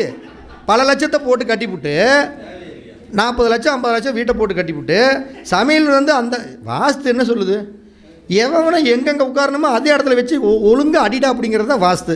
அவனை அந்தந்த மூலையில் வச்சு ஒரே தட்டி உட்கார வச்சிடணும், எந்திரிக்க விடக்கூடாது, அதுதான் வாஸ்து. அப்போ நெருப்பை கொண்டு போய் நெருப்பு இடத்துல உட்காம தண்ணி இடத்துல போய் உட்கார வச்சோம்னா அவன் வேலை காட்டுவானல்ல. இப்போ ஒரு வாழ்த்தனம் பண்ணுறவனை ஒரு நாய் எடுத்துக்கிறோம், அந்த நாய் 2 நாயும் ஒரு பக்கம் சண்டை, ஒரு நாய் இருக்குதுன்னா பாருங்கள், நீங்கள் பைக்கில் போகிறப்ப அந்த நாய்க்கு தெரியும் அதனோட எல்லை எதுன்னு. அந்த நாய் அந்த எல்லை வரைக்கும் தான் உங்களை உழைக்கும். அந்த எல்லையை ஒரு எடுத்து வச்சிட்டிங்கன்னா அந்த நாய் அப்படியே பின்னாடி போயிடும், வாய் உழைக்காமல் போயிடும். ஏன்னா அதுக்கு மேலே போனால் இவனுக்கு அனத்தம்னு தெரிஞ்சு போயிடும். அப்போ அந்த பஞ்சபூதங்களும் அதே மாதிரி தான். நெருப்பு இருக்கிற இடத்துக்குள்ளே நம்ம தண்ணி இருக்கிற இடத்துக்கு நெருப்பு போகவே கூடாது, போனால் பிரச்சனை தான். அப்போ வீடு ஏன் நிற்காது? கிட்டத்தட்ட 1.5 வருஷம் நிற்கிது. அப்புறம் போய் பார்த்தா அந்த கொத்தனாரை கேட்டால் வெளியளவு மட்டும்தான் எனக்கு கரெக்டுங்க, எங்கள் ஊரில் உள்ளளவெல்லாம் நாங்கள் பார்க்கவே மாட்டோம். அப்போ ஒரு மனுஷன் இருக்கிறான்னா நீட்டாக சட்டை பேண்ட்டு இதெல்லாம் போட்டுக்கிட்டு உள்ள ஹார்ட்டில் 3 ஓட்டை இருந்தால் ஓகேவா? இதயத்துக்குள்ளே ஒரு 3 ஓட்டை, நுரையீரல் கொஞ்சோண்டு கிழிஞ்சிருக்குது, எத்தனை நாளைக்கு உயிரோடு வாழ முடியும்? அதைத்தான் நானும் சொல்ல. அப்போ என்னென்னா ஒரு அளவுகள் உள்ளளவு சரியாக இருக்கணும், வெளியளவு சரியாக இருக்கணும். இது எல்லாம் தாண்டி நம்ம பார்க்குறது இன்னும் அடுத்த ஸ்டேஜுக்கு போவேன். நான் தான் சொல்கிறேன், இதில் கடைசியில் என்ன இருக்குதுங்கிற வரைக்கும் எட்டி பார்ப்பேன். அடுத்தது தான் மனையடி சாஸ்திரம். மனையடி சாஸ்திரத்திலேருந்து வந்தது தான் வாஸ்து. தெரியுங்களா? வாஸ்துங்கிறதெல்லாம் ஒன்றுமே இல்லை. வாஸ்துலாம் நேற்று வந்தது, சும்மா முந்தானத்து வந்ததுன்னு தான் நான் சொல்லுவேன். ஜோதிடத்திலிருந்து அடுத்த ஸ்டேஜுக்கு இந்த வீடு கட்டுறதுக்கு வந்ததே முதல்ல மனையடி சாஸ்திரம் தான். அளவுகளிலிருந்து தான் வந்தது. அந்த மனையடி சாஸ்திரத்தின் மூலம் வந்ததை தான் அப்படியே சொன்னார் சின்ராசை சொன்னார், யூடியூப் மூலமாக அடுத்த அசுர வளர்ச்சி. மனையடி சாஸ்திரத்தின் அடுத்த பரிணாமம் தான் வாஸ்துவை தவிர வாஸ்துவோட அடுத்த பரிணாமம் மனையடி சாஸ்திரம் கிடையாது. அப்போ அந்த மனையடி சாஸ்திரத்திலேயே எல்லாத்தையும் தொகுத்து வச்சுட்டு போயிட்டாங்க. இதுதான் அதுலேயே நீங்கள் இருக்கும். மனையடி சாஸ்திரத்திலேயே நிலம், நீர், நெருப்பு, காற்று, தலைவாசல், உள்ளளவு, வெளியளவு, சகனம் பார்க்குறது, சல்லியம் பார்க்குறது, போனது வந்தது எல்லாம் ஏட்டு சொட்டு. அதை டெக்னிக்காக வாஸ்து நிபுணர்கள் அப்படிங்கிற ஒரு கொட்ட இடத்துல தனக்குன்னு ஒரு அங்கீகாரம் உருவாக்கி, நம்ம யாரையும் தப்பாக சொல்ல, தனக்குன்னு ஒரு அங்கீகாரம் உருவாக்குனதுக்காக. இதை விட ஒரு வேடிக்கை, வாஸ்தே தெரியாமல் ஒருத்தன் பேசிகிட்டு இருக்கிறான். தெரியுங்களா? வாஸ்தே சத்தியமாக தெரியாது, பயங்கரமாக பேசிகிட்டு இருக்கிறான். கேட்டிங்கன்னா காதில் ரத்தம் வரும், அப்படியே பேசுனா உண்மையாலுமே ரத்தம் வரும். அந்த அளவுக்கு ஒருத்தன் பேசிகிட்டு இருக்கிறான். உண்மையாலுமே அவனுக்கு வாஸ்து தெரியாது. எனக்கு நான் அடித்தே சொல்லுவேன். எதுங்கய்யா? 200% கரெக்டாக இல்லை, 200% கே ஓடுது. அது வேணுமா சொல்லுங்கள். நல்ல சேனலில் பேசுனா அதான் சொல்கிறேங்க. எந்த விஷயத்தையும் தவற முதல்ல ஒன்று தெரிஞ்சுக்க. தமிழ்வாணன் சார் சரியில்லை அப்படின்னு இன்றைக்கி ஃபேஸ்புக்கில் போட்டால் உங்கள் ஃபோட்டோவை போட்டு 1000 பேர் லைக் பண்ணுவான், 30 பேர் கமெண்ட் பண்ணுவான். ஆனால் இதே தமிழ்வாணன், திருச்சி தமிழ்வாணன் ஐயா இன்றைக்கி பரமத்தி வேலூரில் ஒரு 4 ஏழை குழந்தைகளுக்கு அன்னதானம் பண்ணார், உங்கள் போட்டால் 3 பேர் லைக் பண்ணுவான். அடுத்தவங்க உன்னை எட்டி பார்த்துட்டு அட இவனுக்கு என்ன வேலைன்னு போயிடுவான். அப்போ என்ன ஆகும்? கெட்ட விஷயங்கள் சீக்கிரமாக பரவும், நல்ல விஷயங்கள் பரவவே பராது. அதே தான் ஜோதிடத்துலேயும் வாஸ்துலேயுமே. அப்போ நீங்கள் நல்லா மேடை ஏறி ஒரு நல்ல பெரிய சேனலில் பேசுனா, ஒரு வாஸ்து போசுனா, அவங்களாம் பெரிய ஜோதிடரோ பெரிய வாஸ்துனரோ நினைக்காது. உள்ளூரில் கிராமத்தில் மோகனூர் எடுத்துங்க. எனக்கு தெரியும், மோகனூரில் சும்மா பேரே தெரியாது, செம்ம ஜோசியரில் ஏகப்பட்ட பேர் மோகனூரில் இருக்கிறாங்க. டேலண்டானவங்க இருக்காங்களா இல்லைங்களாங்க ஐயா? நிறைய பேர் இருக்காங்க. பலன் சொன்னால் பக்காவாக இருக்கும். தடிக்குள் தான், ஆனால் நிறைய பேர் டேலண்டாக இருக்காங்களே. அப்போ நம்ம டேலண்ட்டு அப்படிங்கிறது என்னென்னா நம்மளுடைய புத்தி குறும்பு தான். இதில் என்னென்னா டெக்னிக்கை யூஸ் பண்ணிட்டாங்க, பப்ளிசிட்டி ஆகிட்டாங்க. அப்போ பப்ளிசிட்டி பார்த்து நம்ம மயங்கவே கூடாது. உள்ளே போய் யார் யார் என்ன பண்ணுறாங்க, அவங்க எத்தனை வருஷம் இந்த ஃபீல்டில் இருக்கிறாங்க, அவங்க ஃபீல்டோடைய தன்மை என்ன, அவங்க எப்படி சொல்கிறாங்க, இது சொல்கிறது நெசமா, இப்படியெல்லாம் பார்க்கணும். அப்போ இப்படி அந்த அறகுறை இப்படியெல்லாம் இவங்கெல்லாம் போய் ஒரு வாஸ்து பார்த்துட்டு கடைசியில் வந்து தப்பாக சொல்லிவிட்டு நீ சொல்லிட்டு போகிறவங்களுக்கு என்ன, அப்புறம் கடைசியில் அனுபவிக்கிறவங்க தானே. நீங்கள் என்ன சொல்லிட்டு போயிடுவேன், அங்கே தப்பாக கட்டிவிட்டு. இவர் அடிக்கடி தங்கப்பாண்டியன் ஐயா தான் சொல்லுவாப்புல. எனக்கு உண்மையிலுமே தங்கப்பாண்டியன் நினச்சேன்னா எனக்கு ரொம்ப பெருமைப்படுவேன். நான் ஒரு விஷயம், எந்த ஜோதிடர்கிட்டையும் நிறைய ஜோதிடர்கிட்டையும் ஒரு இருக்குது டேலண்ட்டு, ஆனால் இவர்கிட்ட ஒரு தனித்திறமை அப்படிங்கிறது தங்கப்பாண்டியன் ஐயாட்டு தான். அவர் என்ன சொல்லுவார்னா, நமக்கு தெரிஞ்சது தான் தம்பி செய்யணும், தெரியாததை நம்ம செய்யவே கூடாது பாப்பில். அடிக்கடி எனக்கும் வாஸ்து தெரியும், எனக்கு ஜாமக்கோள் தெரியும், எனக்கு பிரசன்னம் தெரியும், எல்லா கலையுமே எனக்கும் தெரியும், அதே மாதிரி அவருக்கு எல்லாமே தெரியும். ஆனால் அதில் கண் டாக்டரு யார், அடுத்தது ஹார்ட் டாக்டர் யார், அடுத்தது மூக்கு தொண்டைக்கு ஸ்பெஷலிஸ்ட் யார், அந்தால போய் பாரியா அப்படின்னு பார்ப்பல ஜாதகம் பார்க்குறப்ப. இது எவ்வளோ பெரிய விஷயம் தெரியுங்களா? நம்மெல்லாம் வாஸ்து பார்க்க போனால் 3 மணி நேரம் 4 மணி நேரம் உட்காந்துட்டு தொண்டைகிளியை மேப் போட்டு எழுதி கொடுத்து 3.5 மணி நேரம் பண்ணினா தான் நம்மளுக்கு ஒரு அமௌண்ட் கொடுப்பாங்க. அவரெல்லாம் போய் நின்றுக்கிட்டு இப்படி நின்றுட்டு இந்த மூளை இங்கே மாற்றுங்க, அந்த மூளையை மாற்றுங்க, இப்படி அதை பண்ணுங்கனாவே 50,000 எடுத்து கொடுப்பாங்க. தெரியுங்களா? அப்படிப்பட்ட ஒரு ஜோதிடரே வந்து பார்த்திங்கன்னா, புகழ்பெற்ற ஜோதிடர், தன்னை சார்ந்து இருக்கிறவங்க எந்தெந்த துறையில் சிறப்பாக இருக்கிறாங்க, அந்தந்த துறைக்கு இந்த துறைக்கு இவர் பெஸ்ட்டுப்பா, ஜாமக்கோளுக்கு இவர் பெஸ்ட்டுப்பா, வாஸ்துக்கு இவர் பெஸ்ட்டுப்பா, பிரசன்னம் பார்க்கணுமா இவர் பெஸ்ட்டுப்பா, நான் எல்லா ஜோதிடத்தையும் பற்றி பேசணுமா நான் பேசுகிறேன்ப்பா, இப்படி தனித்துவமாக இயங்குறவர் தான் தங்கப்பாண்டியன். இந்த நேரத்தில் நான் அவருக்கு ஒரு நிச்சயமாக நம்முடைய சரவணபவ ஜோதிட அறிவாலயத்தின் சார்பாக அவருக்கு ஒரு மனமார்ந்த நன்றி தெரிவிச்சுக்கணும். அப்போ ஒரு வீடு எடுத்துக்கிட்டிங்கன்னா, நீங்கள் செல்வ செழிப்போட கோடீஸ்வர யோகத்தோடு வாழணும்னா, கோடீஸ்வர யோகம் கொடுக்குதோ இல்லையோ, வீடு கட்டி சில வருடங்களில் கோடீஸ்வரன்னா என்ன அர்த்தம்? பணங்காசு மூட்டையாக வச்சுக்கிறது கோடீஸ்வரம் கிடையாது. நல்ல மனைவி, நல்ல குழந்தைகள், ரோட்டில் போனால் சட்டையை பிடிச்சி அந்த கடனை எங்கே அப்படின்னு கேட்காம இருந்தானே அவன் தான் கோடீஸ்வரன். கடன்காரன் வீட்டுக்கு வராமல் இருந்தால் அவன் கோடீஸ்வரன். என்னை பொறுத்தளவுக்கு என்னென்னா, கடன்காரன் நம்ம வீட்டுக்கு வரலைனாவே நம்ம கோடீஸ்வரன் தான். ஏன்னா ஊருப்பட்ட கட்டடம் வழியே கிட்டத்தட்ட ஒரு ஒரு ஒரு 10-20 இடத்த வாங்கி வச்சுக்கிட்டு, ஒரு டாட்டா சுமோ, ஒரு இன்னோவா காரை வாங்கி வச்சுக்கிட்டு டெய்லி 2 கடன்காரன் வீட்டுக்கிட்டு வந்தால் அவன் கோடீஸ்வரனா? எதுவுமே பணம் காசு இல்லைனாலும் நினச்சா எட்றா வண்டியா போயிட்டே இருறாங்க அப்படிங்கிறவன் தான் கோடீஸ்வரன். அப்போ ஒரு வீடு கட்டுறீங்க அப்படின்னா உங்கள் வீட்டில் தனவரவுக்கு பணவரவுக்கு செல்வ செழிப்போட இருக்கணும் அப்படின்னா வீட்டுடைய முக்கியத்துவம் கண்டிப்பாக வேணும். அப்போ ஒரு வீடு கட்டுறப்ப பணத்தை வந்து இந்த ஒரு சின்ன விஷயங்கள் எல்லாம் பண்ண முடியாது. அப்போ நடக்கிற தசா புத்தி உனக்கு வீடு கட்டுறப்ப கரெக்டாக சாதகமாக இருக்கணும். பஞ்சபூதங்களுடைய அந்த 8 திசைகளுக்கும் தகுந்தாற்போல் நம்ம முதல்ல வீட்டை அமைக்கணும். கட்டடத்துடைய உள்ளளவு வெளியளவு இதை சரியாக ஃபாலோ பண்ணணும். நம்மளுடைய ஜாதகத்தில் எந்த கிரகங்கள் யோகத்தை கொடுக்குது அந்த கிரகத்தினுடைய பகுதியில் தலைவாசல் வைக்கணும். கட்டடத்துடைய டைரக்ஷன் 90 டிகிரிக்காக பக்காவாக இருக்கணும். இல்லைன்னா அந்தந்த திசைக்கு வடக்கு பார்த்ததுக்கு ஈசானியம் இல்லது கிழக்கு ஈசானியம் வடக்கு ஈசானியம் பார்க்குற மாதிரி இருக்கணும். தெற்கு பார்த்ததுக்கு அதே மாதிரி அக்னி மூலை பார்க்கலாம், தென்மேற்கு மூலை பார்க்கக்கூடாது. வடக்கு பார்த்தது மேற்கு பார்த்ததுக்கு வாயு மூலை பார்க்கலாம். அதுவும் குறிப்பிட்ட டிகிரி. எல்லாருமே சொல்கிறாங்க 30 டிகிரி 35 டிகிரி 11 டிகிரி மட்டும் இருந்துட்டாவே போதும். 12 டிகிரி வரைக்கும் தான் ஒரு பாதிப்பு இல்லாமல் இருக்கும். நிறைய வீடியோவில் நான் பார்த்தேன் 32 டிகிரி வரைக்குமே ஒரு மூளை இழுத்துக்கிட்டு இருந்ததுன்னா எந்த பாதிப்பு இல்லைங்கிறாங்க. அப்படியெல்லாம் கிடையவே கிடையாது. 12 டிகிரிக்கு மேலே இப்போ வந்து ஒன்றும் இல்லை, வடக்கு பார்த்தா வீடு, ஈசானிய மூலை அந்த இடத்த பார்த்தா ஓகே, வடக்கு பார்த்தா ஓகே. அதை விட்டுட்டு வாயு மூலையை பார்க்குது, திசை காட்டும் கருவி வைக்கி பார்க்குறப்ப வடக்கு பார்த்து ஒரு வீடு இருக்குது, வாயு மூலையை பார்க்குது. அது ஒரு 11+1 12 டிகிரி அது வரைக்கும் இந்த மூளை இப்படி பார்த்தோம்னா பிரச்சனை இல்லை. ஒரு பேட்டரி நீங்கள் நல்லா புரிஞ்சுக்குங்க. ஒரு லைட் அடிக்கிறோம், இந்த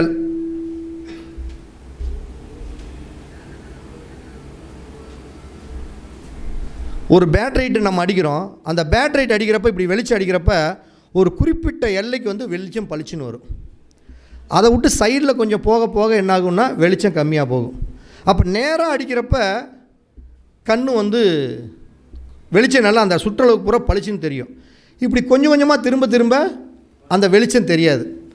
அப்போ இப்படி ரவுண்டாக இப்படி வச்சு அடிக்கிறப்ப அதனுடைய இன்னும் அந்த கால்குலேஷன் யாருக்கு தெரியல. நான் 11 டிகிரின்னு ஏன் சொன்னேன்னா, நீங்கள் ஒரு பேட்டரி லைட்டில் எடுத்து நேராக இப்படி வச்சு அடித்து பார்த்து அதனுடைய வெளிச்சம் ஒரு குறிப்பிட்ட அளவுக்கு கரெக்டாக கிரகங்கள் வந்து உங்களுக்கு எல்லாம் தெரியும் 9 கிரகங்கள் தான். அப்போ நீங்கள் அந்த ஒரு பேட்டரி எந்த இடத்துல நிற்கிறீங்களோ அவனுடைய கால் பாதத்திலிருந்து கரெக்டாக 9 அடி இருக்கிற இடத்துல ஒரு லைட்டை இப்படி கீழே அடித்து வச்சு அங்கேருந்து வச்சு நீங்கள் அந்த லைட்டோடைய வெளிச்சத்தை பார்த்தீங்கன்னா 11 டிகிரி அதிகபட்சம் இன்னும் கொஞ்சம் லைட்டாக 12 டிகிரிக்கு மேலே அந்த வெளிச்சம் தெரியாது, போக போக மங்கிட்டு போகும். நான் சொல்கிறது உங்களுக்கு புரியும். நான் இதை அனுபவபூர்வமாக அதை நான் பார்த்துருக்குறேன். அப்போ அந்த 11 டிகிரி இல்லைன்னா இன்னொரு டிகிரி 12 டிகிரி வரைக்கும் வாயு மூலையில் பார்த்தாலும் சரி, அது தெற்கு பார்த்ததுக்கு வந்து தென்மேற்கு மூலை பார்த்தாலும் சரி, அதே மாதிரி மேற்கு பார்த்ததுக்கு நிறுதி மூலை பார்த்தாலும் சரி, அந்த 12 டிகிரிக்கு மேலே 13 டிகிரி போயிட்டாவே உன்னோட டோட்டல் லைஃபே வந்து வேஸ்ட்டு தான். இப்போ வடக்கு பார்த்தது என்னங்க ஐயா சொல்லுங்க ஐயா. தை மாதத்துலேருந்து ஆடி மாதத்து வரலும் இந்த பக்கம் உத்தராயணத்தில் வந்து அதாவது சூரியன் வந்து இந்த பக்கம் பாதி நாள் உதிக்கும், நமக்கு இந்த பக்கம் பாதி உதிக்கும். இது எல்லாம் தெரியக்கூடாதுங்கிறதுக்காக நம்ம திசை காட்டும் கருவியே பார்க்க சொல்கிறோம். திசை காட்டும் கருவி வந்து நீங்கள் எந்த மாதத்தில் வச்சிங்கனாலும் ஒரே பக்கம் தான் காட்டும். இப்போ ஒருத்தர் வந்து நீங்கள் வந்துங்க ஐயா சூரியனை மையப்படுத்தி நம்ம வீடை கட்டுறது இல்லையே, நம்ம வந்து திசை காட்டி தானே மையப்படுறோம். இப்போ பார்த்தீங்கன்னா 6 மாதம் சூரியனை பார்த்தீங்கன்னா இங்கேருந்து உதைக்கும், 6 மாதம் இங்கேருந்து உதைக்கும். நம்ம அதையே நம்ம கால்குலேஷன் எடுக்கிறோம். அதுக்கு தான் திசை காட்டும் கருவி வச்சு பாருங்கள். அதை திசை காட்டும் கருவி வச்சு பார்த்தோம்னா அதுக்கு தானே நம்ம முதல்ல எடுத்தோன்னே சொல்கிறோம். ஒரு படம் எடுக்கிறது யார்? முதல்ல டைரக்ஷன் தேவைங்கிறோம். அப்போ நம்ம வீட்டை முதல்ல எதை வச்சு பண்ணுறோம்? இருக்கக்கூடிய அந்த சூரியன் இங்கே குதிக்கிறப்ப நம்ம இங்கே உதிக்குது, இதுதான் கிழக்குன்ட்டு இப்படி வீட்டை கட்டினோம்னா 6 மாதம் கழிச்சு பார்த்தோம்னா வீடு இந்த மூலை பார்க்கும். அப்போ நம்ம சூரியனை மையப்படுத்தக்கூடாது இல்லைங்க, நம்ம இடத்துடைய டைரக்ஷனை தான் மையப்படுத்தணும். திசை காட்டும் கருவி தான் பயன்படுத்தணுமா தவிர நம்ம வேறு டைரக்ஷனில் பார்க்கவே கூடாது. அப்போ நம்ம ஒரு வீட்டை நம்ம எடுக்கிறோம் ஃபைனல் பண்ணுறோம் அப்படின்னோம்னா எல்லா விஷயங்களையுமே பார்க்கணும். நடக்கிற தசா புத்தி இடத்துக்கு தகுந்த மாதிரி இப்படி அந்த 11 டிகிரிக்கு மேலே ஒருத்தர் பார்த்துச்சு. இப்போ வடக்கு பார்த்ததுக்கு வாயு மூலை ஒரு வீடு பார்க்குது, இதே 12 டிகிரிக்கு மேலே 13 டிகிரிக்கு மேலே எவ்வளோ பார்த்துட்டாலும் சரி நிச்சயம் அந்த வீட்டில் நான் சத்தியமாக அடித்து சொல்கிறேன், அவங்க வீட்டில் வந்து 1 வருஷத்துக்கு மேலே அந்த வீட்டில் வாழ முடியாது. அவங்க வீட்டை விட்டுட்டு காலி பண்ணிட்டு தான் போயாகணும். இதே தெற்கு பார்த்த வீடு இதே தென்மேற்கு மூலையை தெற்கு பார்க்காம தென்கிழக்கோ தெற்கு கரெக்டாக நேராக பார்க்காம தென்மேற்கு மூலையை மட்டும் 12 டிகிரிக்கு மேலே 13 டிகிரி 14 டிகிரி இப்படியெல்லாம் பார்த்துருச்சுன்னா வீட்டை கட்டினதுக்கப்புறம் குறைஞ்சது 1 வருஷம் 2 வருஷத்தில் அவன் என்னென்ன கில்லாடி வேலை பண்ணுமோ அத்தனை வேலையும் பண்ணுவான். அந்த வீட்டோட ஓனர் கில்லாடி வேலைன்னா என்ன வேலை? ராகுவோட வேலை என்ன வேலை? எல்லா வேலையுமே பண்ணுவார். எல்லா வேலையும் பண்ணுறக்கூடிய ஒரே ஆத்மா ராகு தான். சகல வேலையும் பண்ணுவார், சூப்பராக பண்ணுவார். அதே மேற்கு பார்த்ததுக்கு அதே மாதிரி தான். அதே தென்மேற்கு மூலையை 12 டிகிரிக்கு மேலே பார்த்துட்டா டோட்டலி அவனோட லைஃப் எல்லாமே சம்பாதிக்கிற பணம் பூரா பெண்களுக்கு கொடுக்குறது, சம்பாதிக்கிற பணம் பூரா சீட்டாட போகிறது, சம்பாதிக்கிறது பூரா 4 பேர்த்த கூட்டிகிட்டு போய் தண்ணி ஓடுறது, இப்படி எல்லா பணத்தையும் சோழி சுத்தம் பண்ணிடுவான். அதே கிழக்கு பார்த்ததுக்கு நேராக அக்னி மூலை மட்டும் ஒரு 12 டிகிரிக்கு மேலே பார்த்துருச்சு, 13 14 போயிடுச்சு. அப்படி போயிட்டா நிச்சயம் எழுதி வச்சுக்கலாம். அந்த வீடு கட்டினதுக்கப்புறம் அவன் நெருப்பை பற்ற வச்சு நெருப்புக்கு மேலே உட்கார்ந்துருக்கிற கதையும் நம்ம நினச்சிக்கலாம். நெருப்புக்கு சமமான கண்டம். சீமனையை பற்ற விட்டுறோம், ஊற்றி விட்டுறோம், பருத்தி விட்டுறோம், சாகலை, ஆனால் அங்கங்கே வெந்து போச்சு. அவனோட நிலைமை எப்படி இருக்கும்? அந்த அளவுக்கு இருக்கும். அப்போ இந்த டைரெக்ஷனை பார்க்கணும், தெருக்குத்துக்களை பார்க்கணும், உள்ளளவு பார்க்கணும், வெளியளவு பார்க்கணும். இப்படி எல்லாத்தையும் பார்க்க முடியுமானா நிச்சயம் பார்க்க முடியும். எதுக்கு? உனக்கு நேரம் நல்லா இருந்ததுன்னா இதெல்லாமே உனக்கு ஒழுங்காக அமையும். நேரம் சரியில்லைன்னா யார் வேணுமாலும் நீ கூப்பிட்டுடலாம். இது மாதிரி யூடியூப்பு, ஃபேஸ்புக்கு இது மாதிரி பப்ளிசிட்டி பார்த்து போடலாம். இப்போ நான் என்ன சொல்கிறேன்னா, உங்களுக்கு நான் இந்த வாடிக்கையாளர்களுக்கு நான் சொல்லக்கூடிய ஒரே அட்வைஸ் அதுதான். ஒரு வீட்டை கட்டுறீங்கன்னா இந்த மேப்பை வந்து தயவுசெய்து வாட்ஸ்அப்பில் அனுப்பிச்சி விட்டுட்டு என் வீடு எப்படி இருக்குது அப்படின்னு கேட்காதீங்க. தயவுசெய்து எனக்கு அப்படி ஒரு மெசேஜே போடாதீங்க. தயவுசெய்து வாட்ஸ்அப்பை பார்த்தீங்கன்னா எனக்கு 100 மெசேஜ் ஒரு நாளைக்கு டெய்லி ஒரு 40-50 மெசேஜ் வீட்டோட மேப்பு, இல்லைன்னா வீட்டோடைய பிளானு, இந்த வீட்டோட பிளானு, வீட்டோட இடம் இது எப்படி இருக்கும் அப்படிம்பாங்க. இது எப்படி இருக்கும்னா நான் சாம கூடங்கய்யா, நான் இங்கிருந்தே வந்து ஏதாச்சும் மந்திரம் தந்திரம் போட்டு அது தெரிஞ்சால் நான் மந்திரம் தந்திரம் போடுறேன்னா நான் பெரிய ஆள் ஆகிட்டு போயிடுவேன், எனக்கு போட்டு நானே ஜெயிச்சுட்டு போயிடுவேன். அப்போ இடத்த வந்து கண்ணால் பார்க்கணும். அதை நல்லா அந்த வாடிக்கையாளர்கள் அனைவருமே பார்த்துக்குங்க. ஒரு வாஸ்து பார்க்குறது என்னைன்ட்டு இல்லை, நீங்கள் யாரை கூப்பிட்டாலும் கூப்பிடுங்க. எந்த ஒரு ஜோசியர், எந்த ஒரு வாஸ்து நிபுணர் நான் உன் இடத்த தான் வந்து பார்க்கணுன்னு சொல்கிற ஆளு சூப்பரான ஆளுன்னு அர்த்தம். நான் இடத்த பார்க்காம நீ எதை வேணுமாலும் அனுப்பிச்சி விடு, எனக்கு இங்கேயே தெரியும், என் கட்டத்தை பார்த்தனாவே தெரியும். ஜாதக கட்டத்தை பார்த்தா 4ஆம் அதிபதி 7ல், 7ஆம் அதிபதி 3ல் இப்படி இருக்குது, இந்த இடத்துல இப்படி இருக்குதுன்னு சொன்னாங்கன்னு வச்சுக்க, அது வாஸ்துக்கு ஜோதிடத்துக்கு வேணுமா நல்லா இருக்கும் தவிர வாஸ்துக்கு சொல்லவே முடியாது. அப்படி சொன்னால் அது சும்மா ஏதோ நம்ம இங்கேருந்து போய் நாய் மாதிரி கஷ்டப்பட்டு வாங்குற காசை வீட்லேயே உட்காந்துட்டு அவங்க வாங்கிடுவாங்க. அப்போ ஒரு வீடு நீங்கள் நல்ல செல்வ செழிப்போடு வாழணும், நல்ல கோடீஸ்வர யோகத்தோடு வாங்கணும்னா கோடிக்கணக்கில் பணம் இல்லை, கோடிக்கணக்கில் மன நிம்மதியோடு வாழலாம். அப்போ வடக்கு கிழக்கு வடகிழக்கை வந்து மேக்சிமம் பள்ளமாகாமல், அதாவது மேடாகாமல், ஒரு நெருப்பு தத்துவம் வராமல், ஒரு படிக்கட்டு வராமல், செப்டிக் டேங்க் வராமல், ஒரு உயரமான மரங்களை வச்சு வளர்த்தாமல், நீங்கள் வாங்கக்கூடிய ஃப்ளாட்டுக்கு வடக்கு கிழக்கு வடகிழக்கில் பெரிய குன்றுகளோ மலையோ மேட்டு பகுதிகள் இல்லாமல், ஒரு தரமான தெருக்குத்துகள் இல்லாமல் ஒரு இடத்த வாங்கினீங்கன்னா நிச்சயம் பணங்காசில் நீங்கள் மிகப்பெரிய கோடீஸ்வரன் ஆகிறீங்களோ இல்லையோ, கடன் இல்லாமல் ஒரு குடும்பத்தோடு மிகப்பெரிய கோடீஸ்வரனாக ஆக முடியும். அப்படிங்கிறத நம்ம நிறைவாக சொல்லி இன்றைய கருத்தரங்கத்தை நம்ம இனிதே நிறைவு செய்வோம்.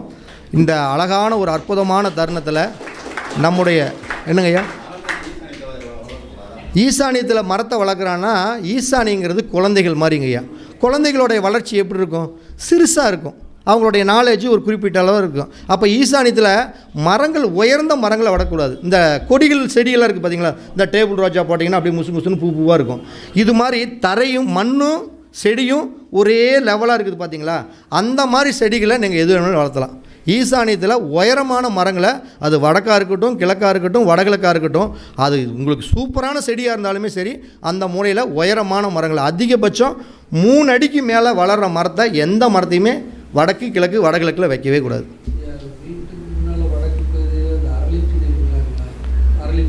அதாங்க ஐயா, என்னை கேட்டால் அரளி செடி வச்சவங்க இது வரைக்கும் ஜெயிச்ச மாதிரி சரித்திரத்தில் நான் பார்த்ததே இல்லை. இந்த மஞ்சள்ளி வச்ச செடிகளை மஞ்சள்ளி செடி வச்சவங்களை பாருங்கள் நல்லா, அது வந்து ஜெயிச்சவங்களை நான் பார்த்ததே இல்லை. எனக்கு தெரிஞ்சு நான் என் அனுபவத்தில் பார்த்தது. ஏன்னா அந்த அரளி அப்படிங்கிறது வந்து பார்த்திங்கன்னா முழுக்க அந்த மஞ்சள் அரளி வந்து குருவுடைய ஆதிக்கம். அப்போ என்ன பண்ணுறாங்கன்னா, அவங்க எல்லா வீட்டுக்குமே வைக்க ஆரம்பிச்சிடுறாங்க. செவ்வரளிங்க அதாங்க ஐயா, மஞ்சள் அரளி மட்டும் வைக்கக்கூடாதுங்க ஐயா. செவ்வரளி வைக்கலாம். மஞ்சள் அரளி வந்து நீங்கள் வீட்டுக்குள்ளேயோ கண்டிப்பாக மஞ்சள் அரளி கண்ணில் தென்படுற மாதிரி மரத்தை தயவுசெய்து நீங்கள் வச்சு பார்த்துட்டு கூட நீங்கள் பாருங்கள். வச்சவங்களுடைய லைஃப் ஸ்டைலை பாருங்கள். எதையும் கண்ணால் பார்த்தானே தெரியும். மயில மரமெல்லாம் சூப்பரான மரமெல்லாங்க ஐயா, தாராளமாக வைக்கலாங்க ஐயா. நம்ம ஈசானி பகுதியில் அப்போ நம்ம வளர்ச்சி அடையணும் அப்படின்னோம்னா வாஸ்துவில் எல்லா கோணத்தையும் பார்க்கணும். ஒரு மாப்பிள்ளை பார்க்குறப்போ நீங்கள் சும்மா விட்றீங்களா? ஒரு பொண்ணு பார்க்குறப்போ சிம்ரன் மாதிரி பொண்ணு வேணும்னு கேட்குறீங்களா இல்லையா? அன்னைக்கு சிம்ரன் மாதிரி, இன்றைக்கி சிம்ரன் மாதிரி கிடையாது. அன்னைக்கு சிம்ரன் மாதிரி கேட்குறீங்கள, மூக்கு இப்படி இருக்குன்னு, நான் பார்க்குற பொண்ணுக்கு வந்து நாக்கு இப்படி இருக்குன்னு, முடி இது வரைக்கும் தொங்குன்னு, பார்த்தா சிலிமாக இருக்குன்னு, இவருப்பேன் உருளைக்கட்ட மாதிரி இருப்பியா, ஆனால் வர்ற பொண்டாட்டி மட்டும் நல்லா இருக்கணும்னு நினைப்பான். அதே மாதிரி புள்ள வந்து கருவாடாட்டு இருக்குது. அன்றைக்கி ஒரு விஜய் டிவியில் சொல்லுது, அதே வந்து பார்த்தீங்கன்னா மூஞ்சி இங்கே பார்த்தா இங்கே பார்க்குது, எனக்கு அஜித் மாதிரி மாப்பிள்ளை வேணுங்குது. அப்போ என்னன்னா உண்மையாலுமே அது மாதிரி தான் அமையுது எல்லாத்துக்குமே. நல்லா அழகாக இருக்கிறவனுக்கு பார்த்தா கருகருன்னு இருக்குது, கருகருன்னு இருக்கிற பிள்ளைக்கு பார்த்தா மாப்பிள்ளை அஜித் மாதிரி இருக்கிறான். அப்போ என்னன்னா இதுதான் விதி. அப்போ நம்ம ஜாதகத்தில் உன் தலையெழுத்து வீட்டுனால நீ தோசை அடையவின்னு ஃபைனல் டச்சு தான். வீட்டுனால நீ ஒரு அசிங்கம் அவமானம், வீடு வந்து ஒரு வாஸ்து கோளாறு இப்படியெல்லாம் வரும்னா ஜாதகம், அதாவது விதி கொடுப்பினை, சட்டியில் என்ன இருக்குதோ அதுதான் நீ உங்கள் அகப்பியில் வரும். உன் சட்டிங்கக்கூடிய உன் தலையெழுத்து, சட்டி என்னென்ன தலை சட்டி, இதுதான் சட்டி. இந்த சட்டிக்குள்ளே என்ன வந்து எழுதி வச்சுருக்கானோ அதுதான் அவன் சட்டிங்கக்கூடிய அந்த அகப்பையை எடுக்கிறப்ப உங்களுக்கு வீடு நல்ல வீடா, உனக்கு வாஸ்து சோலார் வீடா, இது எல்லாமே எடுத்து அந்த சட்டியில் பார்த்தாவே தெரிஞ்சு போயிடும். அப்போ உங்கள் ஜாதகத்தை பார்க்குறப்பயே நீ வாஸ்து கோளாறு அடைவ, வாஸ்து சம்மந்தப்பட்ட விஷயத்தில் பாதிப்பு கொடுக்கும் அப்படியெல்லாம் தெரிஞ்சிச்சின்னா நீங்கள் என்ன பண்ணணும்? நல்லா கவனமாக செயல்படணும். இந்த 3, 7, 11 அதிபதி இருக்கக்கூடிய நேரத்தில் வீட்டை கட்டக்கூடாது. 3, 7, 11 நட்சத்திரம் வேற ஒரு கிரகத்துக்கு நட்சத்திரமாக இருந்து அந்த நேரத்தில் தசாபுத்தி வர்றப்ப வீட்டு வேலையை துவங்கக்கூடாது. இப்படியெல்லாம் துவங்குனீங்கன்னா நிறைய சிக்கல்களை கண்டிப்பாக அனுபவிச்சே தீரணும். அதில் எந்த ஒரு மாற்றம் இல்லை. அப்போ நீங்கள் இந்த வீடியோ பார்க்குறவங்களா இருந்தாலும் சரி,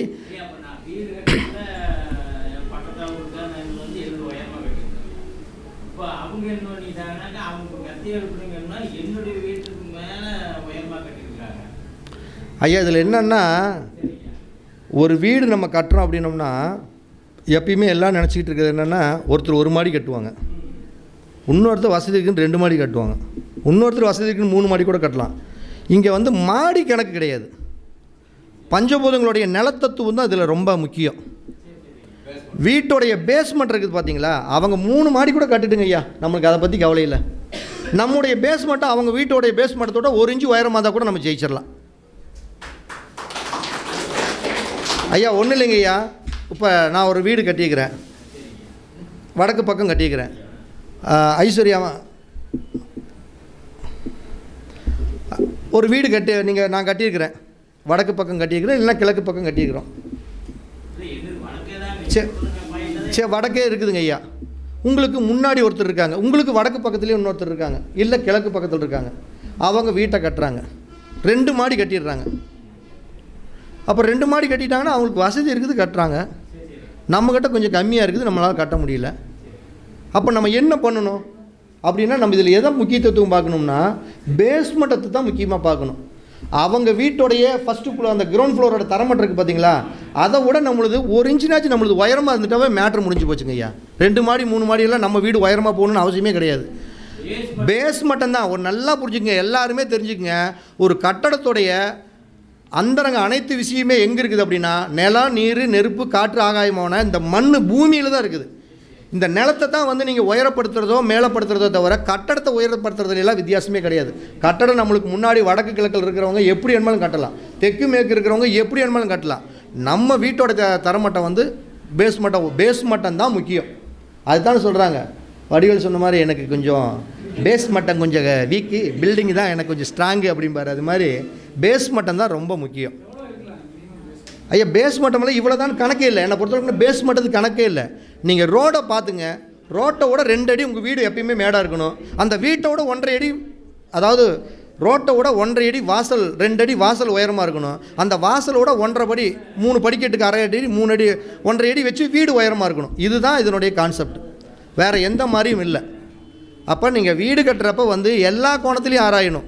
ஒரு பொண்ணு பார்க்க போகிறப்ப மாப்பிள்ளை தண்ணி போடுவானா, மாப்பிள்ளைக்கு காடு இருக்குதா, மாப்பிள்ளைக்கு தோட்டம் இருக்குதா, மாப்பிள்ளைக்கு எப்படி இருக்குது, இப்படி எல்லாம் பல விதத்தில் எப்படி பார்க்குறீங்களோ அதே மாதிரி தான் வாஸ்து பார்க்குறப்ப ஒரு வீட்டை ஜாதகத்தில் டைம் நல்லா இருக்குதா, இல்லை மேப்பு நல்லா இருக்குதா, குளிப்பொருத்தத்துக்காக இருக்குதா, உள்ளளவு சரியாக இருக்குதா, வெளியளவு சரியாக இருக்குதா, தெருக்குத்து சரியாக இருக்குதா, இல்லை தெருக்குத்துக்கு இது வந்து குத்துதா, போரெல்லாம் கரெக்டான இடத்துல இருக்குதா, மண்ணில் அதெல்லாம் தாண்டி இன்னொரு விஷயம் என்னென்னா மண்ணில் இருக்குது மனை தோஷம், சல்லிய தோஷம் இருக்குதா, இப்படி ஏதாச்சும் தோஷம் இருக்குதா அப்படின்னு எல்லாம் பார்த்து வந்து நீங்கள் பண்ணினா தான்.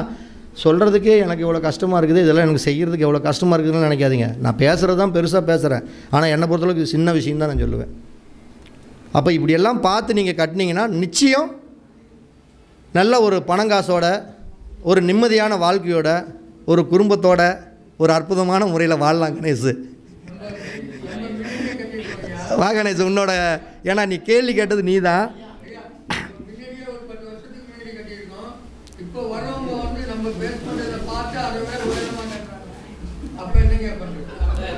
ஓ, அவர் தலையெழுத்து வேறு அனுபவிச்சு ஆகணுங்க ஐயா. அதுக்கு தான் இப்போ டெக்னிக் வந்துருச்சு ஐயா. ஜாக்கி வச்சு வீட்டை மேலே ஏற்றுறாங்கல்ல, ஜாக்கி வச்சு கொஞ்சம் மேலே ஏற்றிடுங்க ஐயா. இல்லை அப்படியெல்லாம் இல்லைங்க ஐயா, அப்படியெல்லாம் அதெல்லாம் சும்மா நம்ம மனசை தேர்த்திக்கலாங்க ஐயா.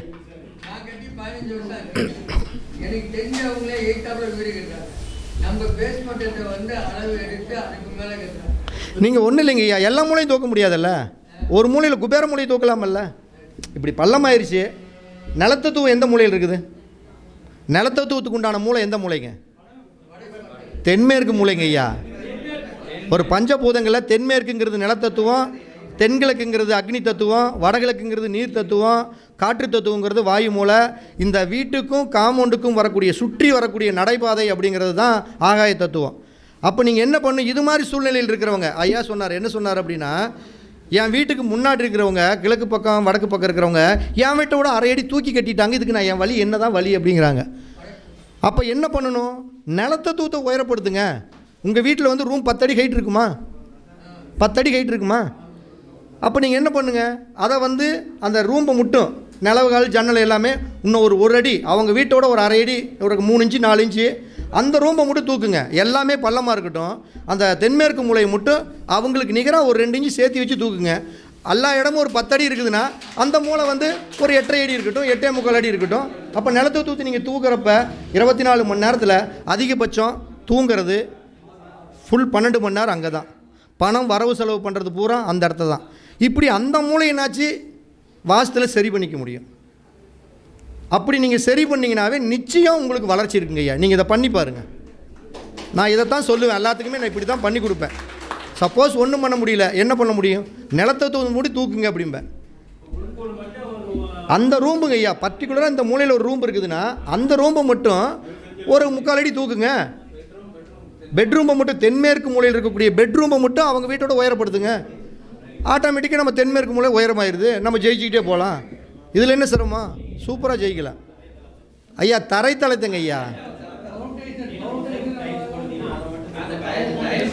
சரி கணேஷ், உங்களுடைய ஒப்பீனியன் தான் நீங்கள் தான் சொல்லணும். இவ்வளோ நேரம் நம்ம தான் சொல்லணும் ஐயா. இப்போ இன்னொரு சந்தேகம், சொல்லுங்கள். இப்போ இடம் இருக்குது, வசதி வாய்ப்பு இருக்குது எங்களுக்கு, நீங்கள் சொல்கிற மாதிரி வாஸ்துப்படி பார்த்து கட்டிடுறோம். இப்போ அப்படி முடியல, ஒரு அப்பார்ட்மெண்ட்டுக்கு போகிறோம் அப்படின்னு வைங்க, எங்களுக்கு அவ்வளோதான் பொருளாதாரம். அப்படிங்கும்போது ஒரு அப்பார்ட்மெண்ட்டுக்கு போகும்போது எப்படி இந்த மனையில் நாங்கள் தேர்ந்தெடுக்கணும்? இப்போ அப்பார்ட்மெண்ட்டு வாஸ்து பார்க்க போகிறதுனா அது ஒரு பெரிய கம்பு சுற்றுற வேலையெல்லாம் இல்லை, ரொம்ப ஈஸியான வேலை தான். நம்ம போய் அந்த வீட்டில் எதையும் மாற்றவெல்லாம் முடியாது, கைகளை ஒடிச்சு விடுவாங்க. நான் போய் அதை மாத்திர இதை மாத்திரன்னா கீழே இருக்கிற பண்ண விட முடியாது, ஒன்றுமே பண்ண முடியாது. அப்போ என்னென்னா, ஒரு அப்பார்ட்மெண்ட்டில் வீட்டில் இல்லை ஒரு வாஸ்து பார்க்குற வீட்டில் போகிறீங்க அப்படின்னா மெயினாக வந்து ஒரு வீட்டோடைய கண் ரொம்ப முக்கியம். அப்போ அந்த கண்ணுங்கிறது என்ன, வீட்டுடைய ராஜ நிலவு, அதுதான் சூரியனுடைய பங்கு. அப்போ இந்த ராகுங்கிற, அதாவது இந்த சூரியனுடைய பங்கான அந்த நிலவுகளை திசைக்கு தகுந்த மாதிரி கரெக்டான இடத்துல அந்த உச்சப்பகுதிங்கக்கூடிய பகுதியில் அது கரெக்டாக இருக்குதுன்னு பார்த்துக்குங்க போதும். அது அப்போ வந்து என்னென்னா, ஒரு ஸ்டெப்பு இந்த அடுக்குமாடி கட்டடம் வாடகை வீட்டுக்கு கண் ஓகே அப்படிங்கிற மாதிரி பண்ணுவோம். அடுத்தது என்னென்னா, ஒரு நிம்மதியாக ஒரு போனால் என்ன வந்து சோறு ரொம்ப முக்கியம். சொல்கிறாங்களா அடிக்கிறேன், எனக்கு சோறு ரொம்ப முக்கியம் கணேஷ், சாப்பாடு தான் ரொம்ப முக்கியம். அப்போ இந்த சாப்பாட்டு அறையை தான் ரெண்டாவது நம்ம பார்க்கணும். கரெக்டாக அக்னி மூலையில் இருக்குது, வச்சுருக்கிறாங்களா? அது எதுக்கு?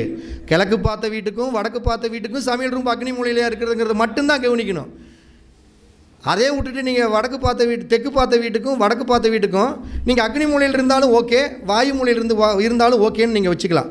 அதே நீங்கள் தெற்கு பார்த்த வீடு வடக்கு பார்த்த வீடு நான் சொன்னங்கிறதுக்காக போய் வாயு மூலையில் சமையல் இருந்ததுன்னா அதுக்கு நான் பொறுப்பு இல்லை.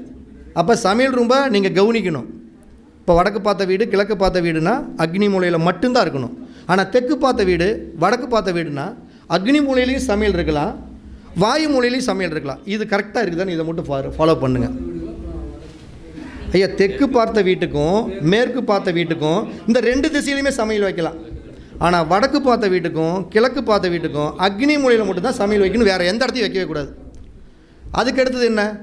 சோத்தை தின்னுமுட்டு என்ன வரும்? தூக்கம் வரும். பாவகாரங்களையும் கிரககாரங்களையும் இப்படி சொன்னா தான் எல்லாத்துக்கும் புரியும். சோத்தை தின்னா முதல்ல தூக்கம் தான் வரும். அப்போ தூங்குற இடம் எது? அதுதான் தென்மேற்கு மூலை. ராகு கோர்ட்டை விட்டு நல்லா உருன்னு மூச்சு அப்படி வந்து போகுது பார்த்தீங்களா? அதுதான் ராகு, தென்மேற்கு மூலை. அப்போ அந்த இடம் சரியாக இருக்கணும். அப்போ படுக்கிற இடம் நீங்கள் அந்த வீட்டில் போகிற இடத்துல அக்னி மூலையில் இருக்கக்கூடாது. பெட்ரூம். அப்போ பெட்ரூம் வந்து அக்னி மூலையில் இருந்துன்னு வச்சுக்கோங்க, அங்கே கடங்காயிரம் ஆயிரும். அப்போ ஒரு அடுக்குமாடி வீடு வாஸ்து பார்க்க வேணும்னா அளவுகள் அப்புறம் விட்டுருங்க, அளவுகளெல்லாம் பார்க்குறது அடுத்தது பேசிக்குவோம். அங்கே அளவில் போய் நம்ம மாற்ற முடியாது. அப்போ பெட்ரூம் வந்து ஒன்று முதல் பெட்ரூம் 2 பெட்ரூம் இருக்குதுன்னா ஒன்று வாயு மூலையில் இருக்குதான்னு பாருங்கள், ஒன்று தென்மேற்கு மூலையில் இருக்குதான்னு பாருங்கள். அப்படி இருந்துட்டால் ஓகே. அக்னி மூலையில் இருக்குது அப்படின்னா நீங்கள் அந்த வீட்டில் வந்து நீங்கள் நாளைக்கு போனதுக்கப்புறம் நீங்கள் சேஞ்ச் பண்ணிக்கணும். அந்த வீட்டை எது இருக்குதோ அதையே அப்படி நீங்கள் சமையல் ரூம் போட்டாங்க. ஒரு தெற்கு பார்த்த வீட்டுக்கு ஒரு வடக்கு பார்த்த வீட்டுக்கு வாயு மூலையில் போட்டுட்டாங்க. ஒன்றும் பண்ணுறதுக்கு வழி இல்லை, நம்ம ஒன்றும் பண்ண முடியாது. ஒரு டேபிள் ஒரு 4-5 டேபிள் வாங்கிட்டு வந்து தூக்கிட்டு வந்து அந்த வீட்டில் ஒரு அக்னி மூலையில் இருக்கிற ரூமுக்குள்ளே போட்டு சோறாக்க வேண்டியதான், வேறு வழியே கிடையாது. நம்ம தான் மாற்றிக்கணும். சமைக்கக்கூடாமல் அப்படி விட்டு நம்ம போய் நம்ம வீடாக தான் இடிக்கலாம், அடுத்த வீட்டில் போய் இடிக்க முடியுமா? அப்போ அங்கே போய் நம்ம டேபிளை தூக்கி போட்டு மாற்றிக்கணும். இதை பார்க்கணும். இதையெல்லாம் தாண்டி அடுத்தது வந்து நம்ம என்ன பார்க்கணும்னா, நல்லா தூங்கிடுறோம். காலையில் எழுந்திரிச்சோன்னு என்ன முதல்ல என்ன வேலை பண்ணுவோம்? குளிப்போம், டாய்லெட்டு போவோம். அப்போ இந்த டாய்லெட் ரூம் கரெக்டாக இருக்குதுன்னு பார்க்கணும். ஒரு மனுஷனுடைய வாழ்க்கை முறை தான் அப்படியே சுற்றி பார்க்கணும். அப்போ இந்த டாய்லெட் அப்படிங்கிறது 2 இடத்துல மட்டும் இருக்கக்கூடாது தாங்க அதிகபட்சம். ஈசானி நான் தான் சொல்கிறேன், ஒரே ஃபார்மெட் இதுதான். நீங்கள் சும்மா இந்த ஒருத்தர் டிவிலெலாம் பேசுகிறத பார்த்தா அப்படியே ரத்தம் வாந்தி வரும். அவர் விஷயத்தை நல்லா புரிஞ்சுக்கணும். நடைமுறையில் பேசுகிறது வேறு, புஸ்தகத்தை படிச்சுட்டு பேசுகிறது வேறு. இப்போ நடைமுறையில் பேசுகிறேன்னா உண்மையாலுமே நான் வந்து பேசுகிறது இல்லாத பேசுகிறேன்னா 35 வருஷம் எனக்கு இதில் டெக்னிக் தெரியும்னா அனுபவம் தெரியும், பண்ணியிருக்கிறோம், பார்த்துருக்குறோம், காட்ட முடியும். அப்படி வச்சவங்க எப்படி இருந்திருக்கிறாங்கன்னு பார்த்துருக்குறேன், மோசமாக வச்சவங்க எப்படி இருக்காங்கன்னு பார்த்துருக்குறோம். 2 திசை தான், தென்மேற்கு மூலையிலையும் ஈசானிய மூலையிலையும். இந்த 2 மூலையிலையும் லெட்டின் பாத்ரூம் வராமல் இருந்தாவே போதும். அக்னி மூலையில் வந்து சில பேர் பாத்ரூம் வரக்கூடாதுங்கிறாங்க, அப்படியெல்லாம் கிடையாது. செப்டிக் டேங்க் மட்டும்தான் அக்னி மூலையில் எல்லா கார்னர்லையுமே 4 கார்னர் இருக்குது பார்த்தீங்களா? தென்மேற்கு மூலை, வாயு மூலை, ஈசானிய மூலை, குபேர மூலை, இந்த தென்மேற்கு மூலை, இந்த 4 மூலையிலையும் செப்டிக் டேங்க் வரக்கூடாது. ஆனால் இந்த தென்கிழக்கில் பாத்ரூம் லெட்டின் போடலாம், ஆனால் செப்டிக் டேங்க் தான் போடக்கூடாது. வாயு மூலையிலேயே அதே மாதிரி பாத்ரூம் லெட்டின் போடலாம், செப்டிக் டேங்க் தான் போடக்கூடாது. அப்போ நம்ம செப்டிக் டேங்க் போடுறதுங்கிறத விட்டதில் இந்த பாத்ரூம் கழிவறைகளை பார்க்கணும். அப்போ அந்த வீட்டுக்கு போனோடனே வாஸ்து பார்க்கக்கூடிய வீட்டில் ஒரு வாடகை வீட்டுக்கு போகிறதுல அந்த டாய்லெட் பாத்ரூம்ங்கிறது நம்மளுக்கு ஈசானிய மூலையில் இருக்குதா இல்லை குபேர மூலையில் இருக்குதா, இப்படி இருந்தால் எல்லாத்தையும் மாற்றி போடலாம். டாய்லெட்டை போய் நம்ம எப்படி போய் மாற்ற முடியும்? வடகிழக்கில் தென்னை மரம் இருக்குது, அவங்க அதை தள்ளி வந்து காம்பவுண்ட் போட்டுட்டா சரியாக. ஐயா, வடகிழக்கில் மூளை இருந்தனாவே வெட்டி தான் ஆகணுங்க ஐயா, வேறு வழியே இல்லைங்க ஐயா. நம்மகிட்ட எல்லாம் இங்கே வெட்டுறதுனா வெட்டி தான் ஆகணும், வேறு வழியே கிடையாது. இருக்கலாங்க ஐயா, அந்த மூலையில் அட்டாச் பாத்ரூம் வைக்கலாம். அந்த ரூமில் பொண்ணு இல்லை, தென்மேற்கு மூலையில் பெட்ரூம். இந்த மூலையில் இங்கே டாய்லெட் பாத்ரூம் இருக்கலாம், இந்த மூலையில் இருக்கலாம். இங்கே இருக்கக்கூடாது, இங்கே இருக்கக்கூடாது, இதை தான் சொல்லிட்டு இருக்கிறேங்க. அந்த ரூமில் தென்மேற்கு மூலையில் இருக்கக்கூடாது. இப்போ இந்த ரூம் எடுத்துக்கங்க, இது பெட்ரூம்னு நினச்சிக்கங்க, இந்த மூலையில் இருக்கக்கூடாது, அந்த மூலையில் இருக்கக்கூடாது. இப்படி இல்லாமல் இருந்துட்டாவே சூப்பராக இருக்கும். அப்போ டாய்லெட் ரொம்ப பார்க்கணும். இந்த 4 பஞ்சபூதங்களை, அதாவது ஈசானிய மூலையில் எக்காரணத்தை கொண்டு சமையல் அறை இருக்கக்கூடாது, டாய்லெட் பாத்ரூம் இருக்கக்கூடாது. தென்மேற்கு மூலையில் அதே மாதிரி வந்து டாய்லெட் பாத்ரூம் இருக்கக்கூடாது. இதை பார்த்துக்கணும். மெயினாக தலைவாசலை பார்க்கணும். இந்த பஞ்சபூதங்களான நிலம், நீர், நெருப்பு, காற்று, அவனோட இடத்துல கரெக்டாக சீட்டில் உட்காந்துருக்கிறானா அப்படிங்கிறத மட்டும்தான் பார்க்கணும். கரெக்டாக அவன் அந்த மூலையில் உட்காந்துருந்தானா எல்லாம் ஒழுங்காக வேலை செய்யும். இப்போ மூக்குன்னா இந்த இடத்துல தான் இருக்கணும்னு பேர். இந்த மூக்கு இந்த இடத்துல இல்லாமல் இந்த இடத்துல நெத்தியில் மூக்கு இருந்ததுன்னா அப்படின்னு இங்கே பூனா உள்ள எப்படி இருக்கும்? கண்ணுனா இங்கே தான் இருக்குன்னு, கண் இங்கே ரெண்டு இல்லாமல் இந்த இடத்துல கண் இருக்குது. ஆம்பளைகள் கூட பற்றி தப்பாக எடுத்துக்க சொல்லக்கூடாது. கண் இங்கே இருக்குது, சட்டையை திறந்துக்கிட்டால் கண்ணை திறந்துட்டு இப்படி போக முடியும். அப்போ எது எங்கெங்கே இருக்கணுமோ அங்கே தான் கரெக்டாக இருக்கணும். அப்போ இதுக்கெல்லாம் மாற்றி இருந்ததுன்னா அதுதான் வாஸ்து. சிம்பிளாக சொல்லப்போனால் ஐயா அஷ்டத்துக்கு பாலகருங்கிறது அந்தந்த மூலையில் இருக்கக்கூடிய தெய்வம். இப்போ ஒன்றும் இல்லை, கிழக்குனா இந்திரன், மேற்குனா வருணன். அது வந்து என்னென்னா பஞ்சபூதங்கள் இருக்கக்கூடிய தெய்வம். நவகிரகங்களுடைய தெய்வம் வேறு. அந்த பஞ்சபூதங்களுடைய கிழக்கிந்திரன், மேற்கு வருணன், தெற்கு யமன், வடக்கு குபேரன், இது தென்கிழக்கு அக்னி, தென்மேற்கு நிருதி, வடமேற்கு வாயு, அதே மாதிரி தென்மேற்கு நிருதி. இது வந்து இதுதான் 8 திக்கு பாலகர்கள்ங்கிறது. அவங்க அந்தந்த இடத்துல வந்து தனிப்பட்ட முறையில் பஞ்சபூதங்களுடைய ஆக்கிரமிப்பு பண்ணிக்குவாங்க. அதே மாதிரி இந்த 8 மூலையிலையும் நவகிரகங்கள் வந்து ஆதிக்கம் பண்ணும்.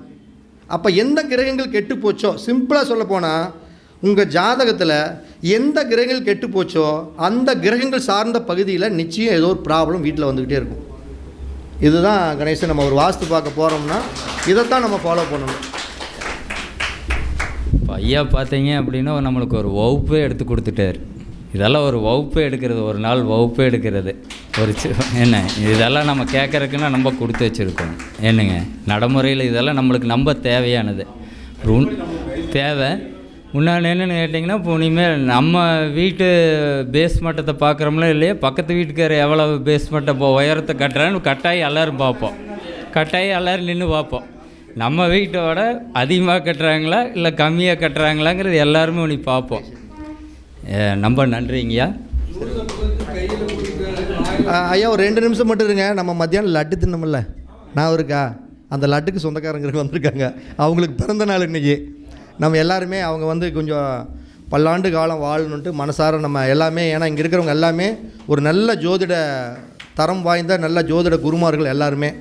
நம்மளுடைய ஒரு அந்த வாக்கு அப்படிங்கிறது வந்து அவங்களுக்கு ஒரு பெரிய பிளெஸ்ஸிங்காக இருக்கும். நம்ம வந்து அவங்களுக்கு அவங்களுடைய வாழ்த்துக்களை அவங்களுக்கு நம்ம தெரிவிப்போம். அந்த நிகழ்வு முடிஞ்சோடனே நம்முடைய கருத்தரங்கத்தை நம்ம இனிதே நிறைவு செய்வோம். நம்முடைய கருத்தரங்கம் அப்படிங்கிறது மாதம் ஆங்கில மாதத்தில் வரக்கூடிய முதல் ஞாயிற்றுக்கிழமை, அது 1ஆம் தேதி வந்தாலும் வரும், 2ஆம் தேதி வந்தாலும் சரி, 7 தேதிக்குள்ளே ஏதோ ஒரு தேதியில் தான் வரும். நீங்கள் கிட்டத்தட்ட எல்லாத்துக்குமே நாங்கள் அழைப்பு கொடுத்துக்கிட்டு தான் இருக்கிறோம்.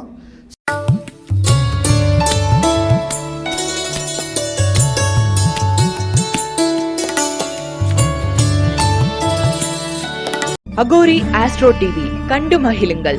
தர்மத்தின் வழி செல்ல செல்ல கர்மத்தின் வழி குறையும் அப்பா.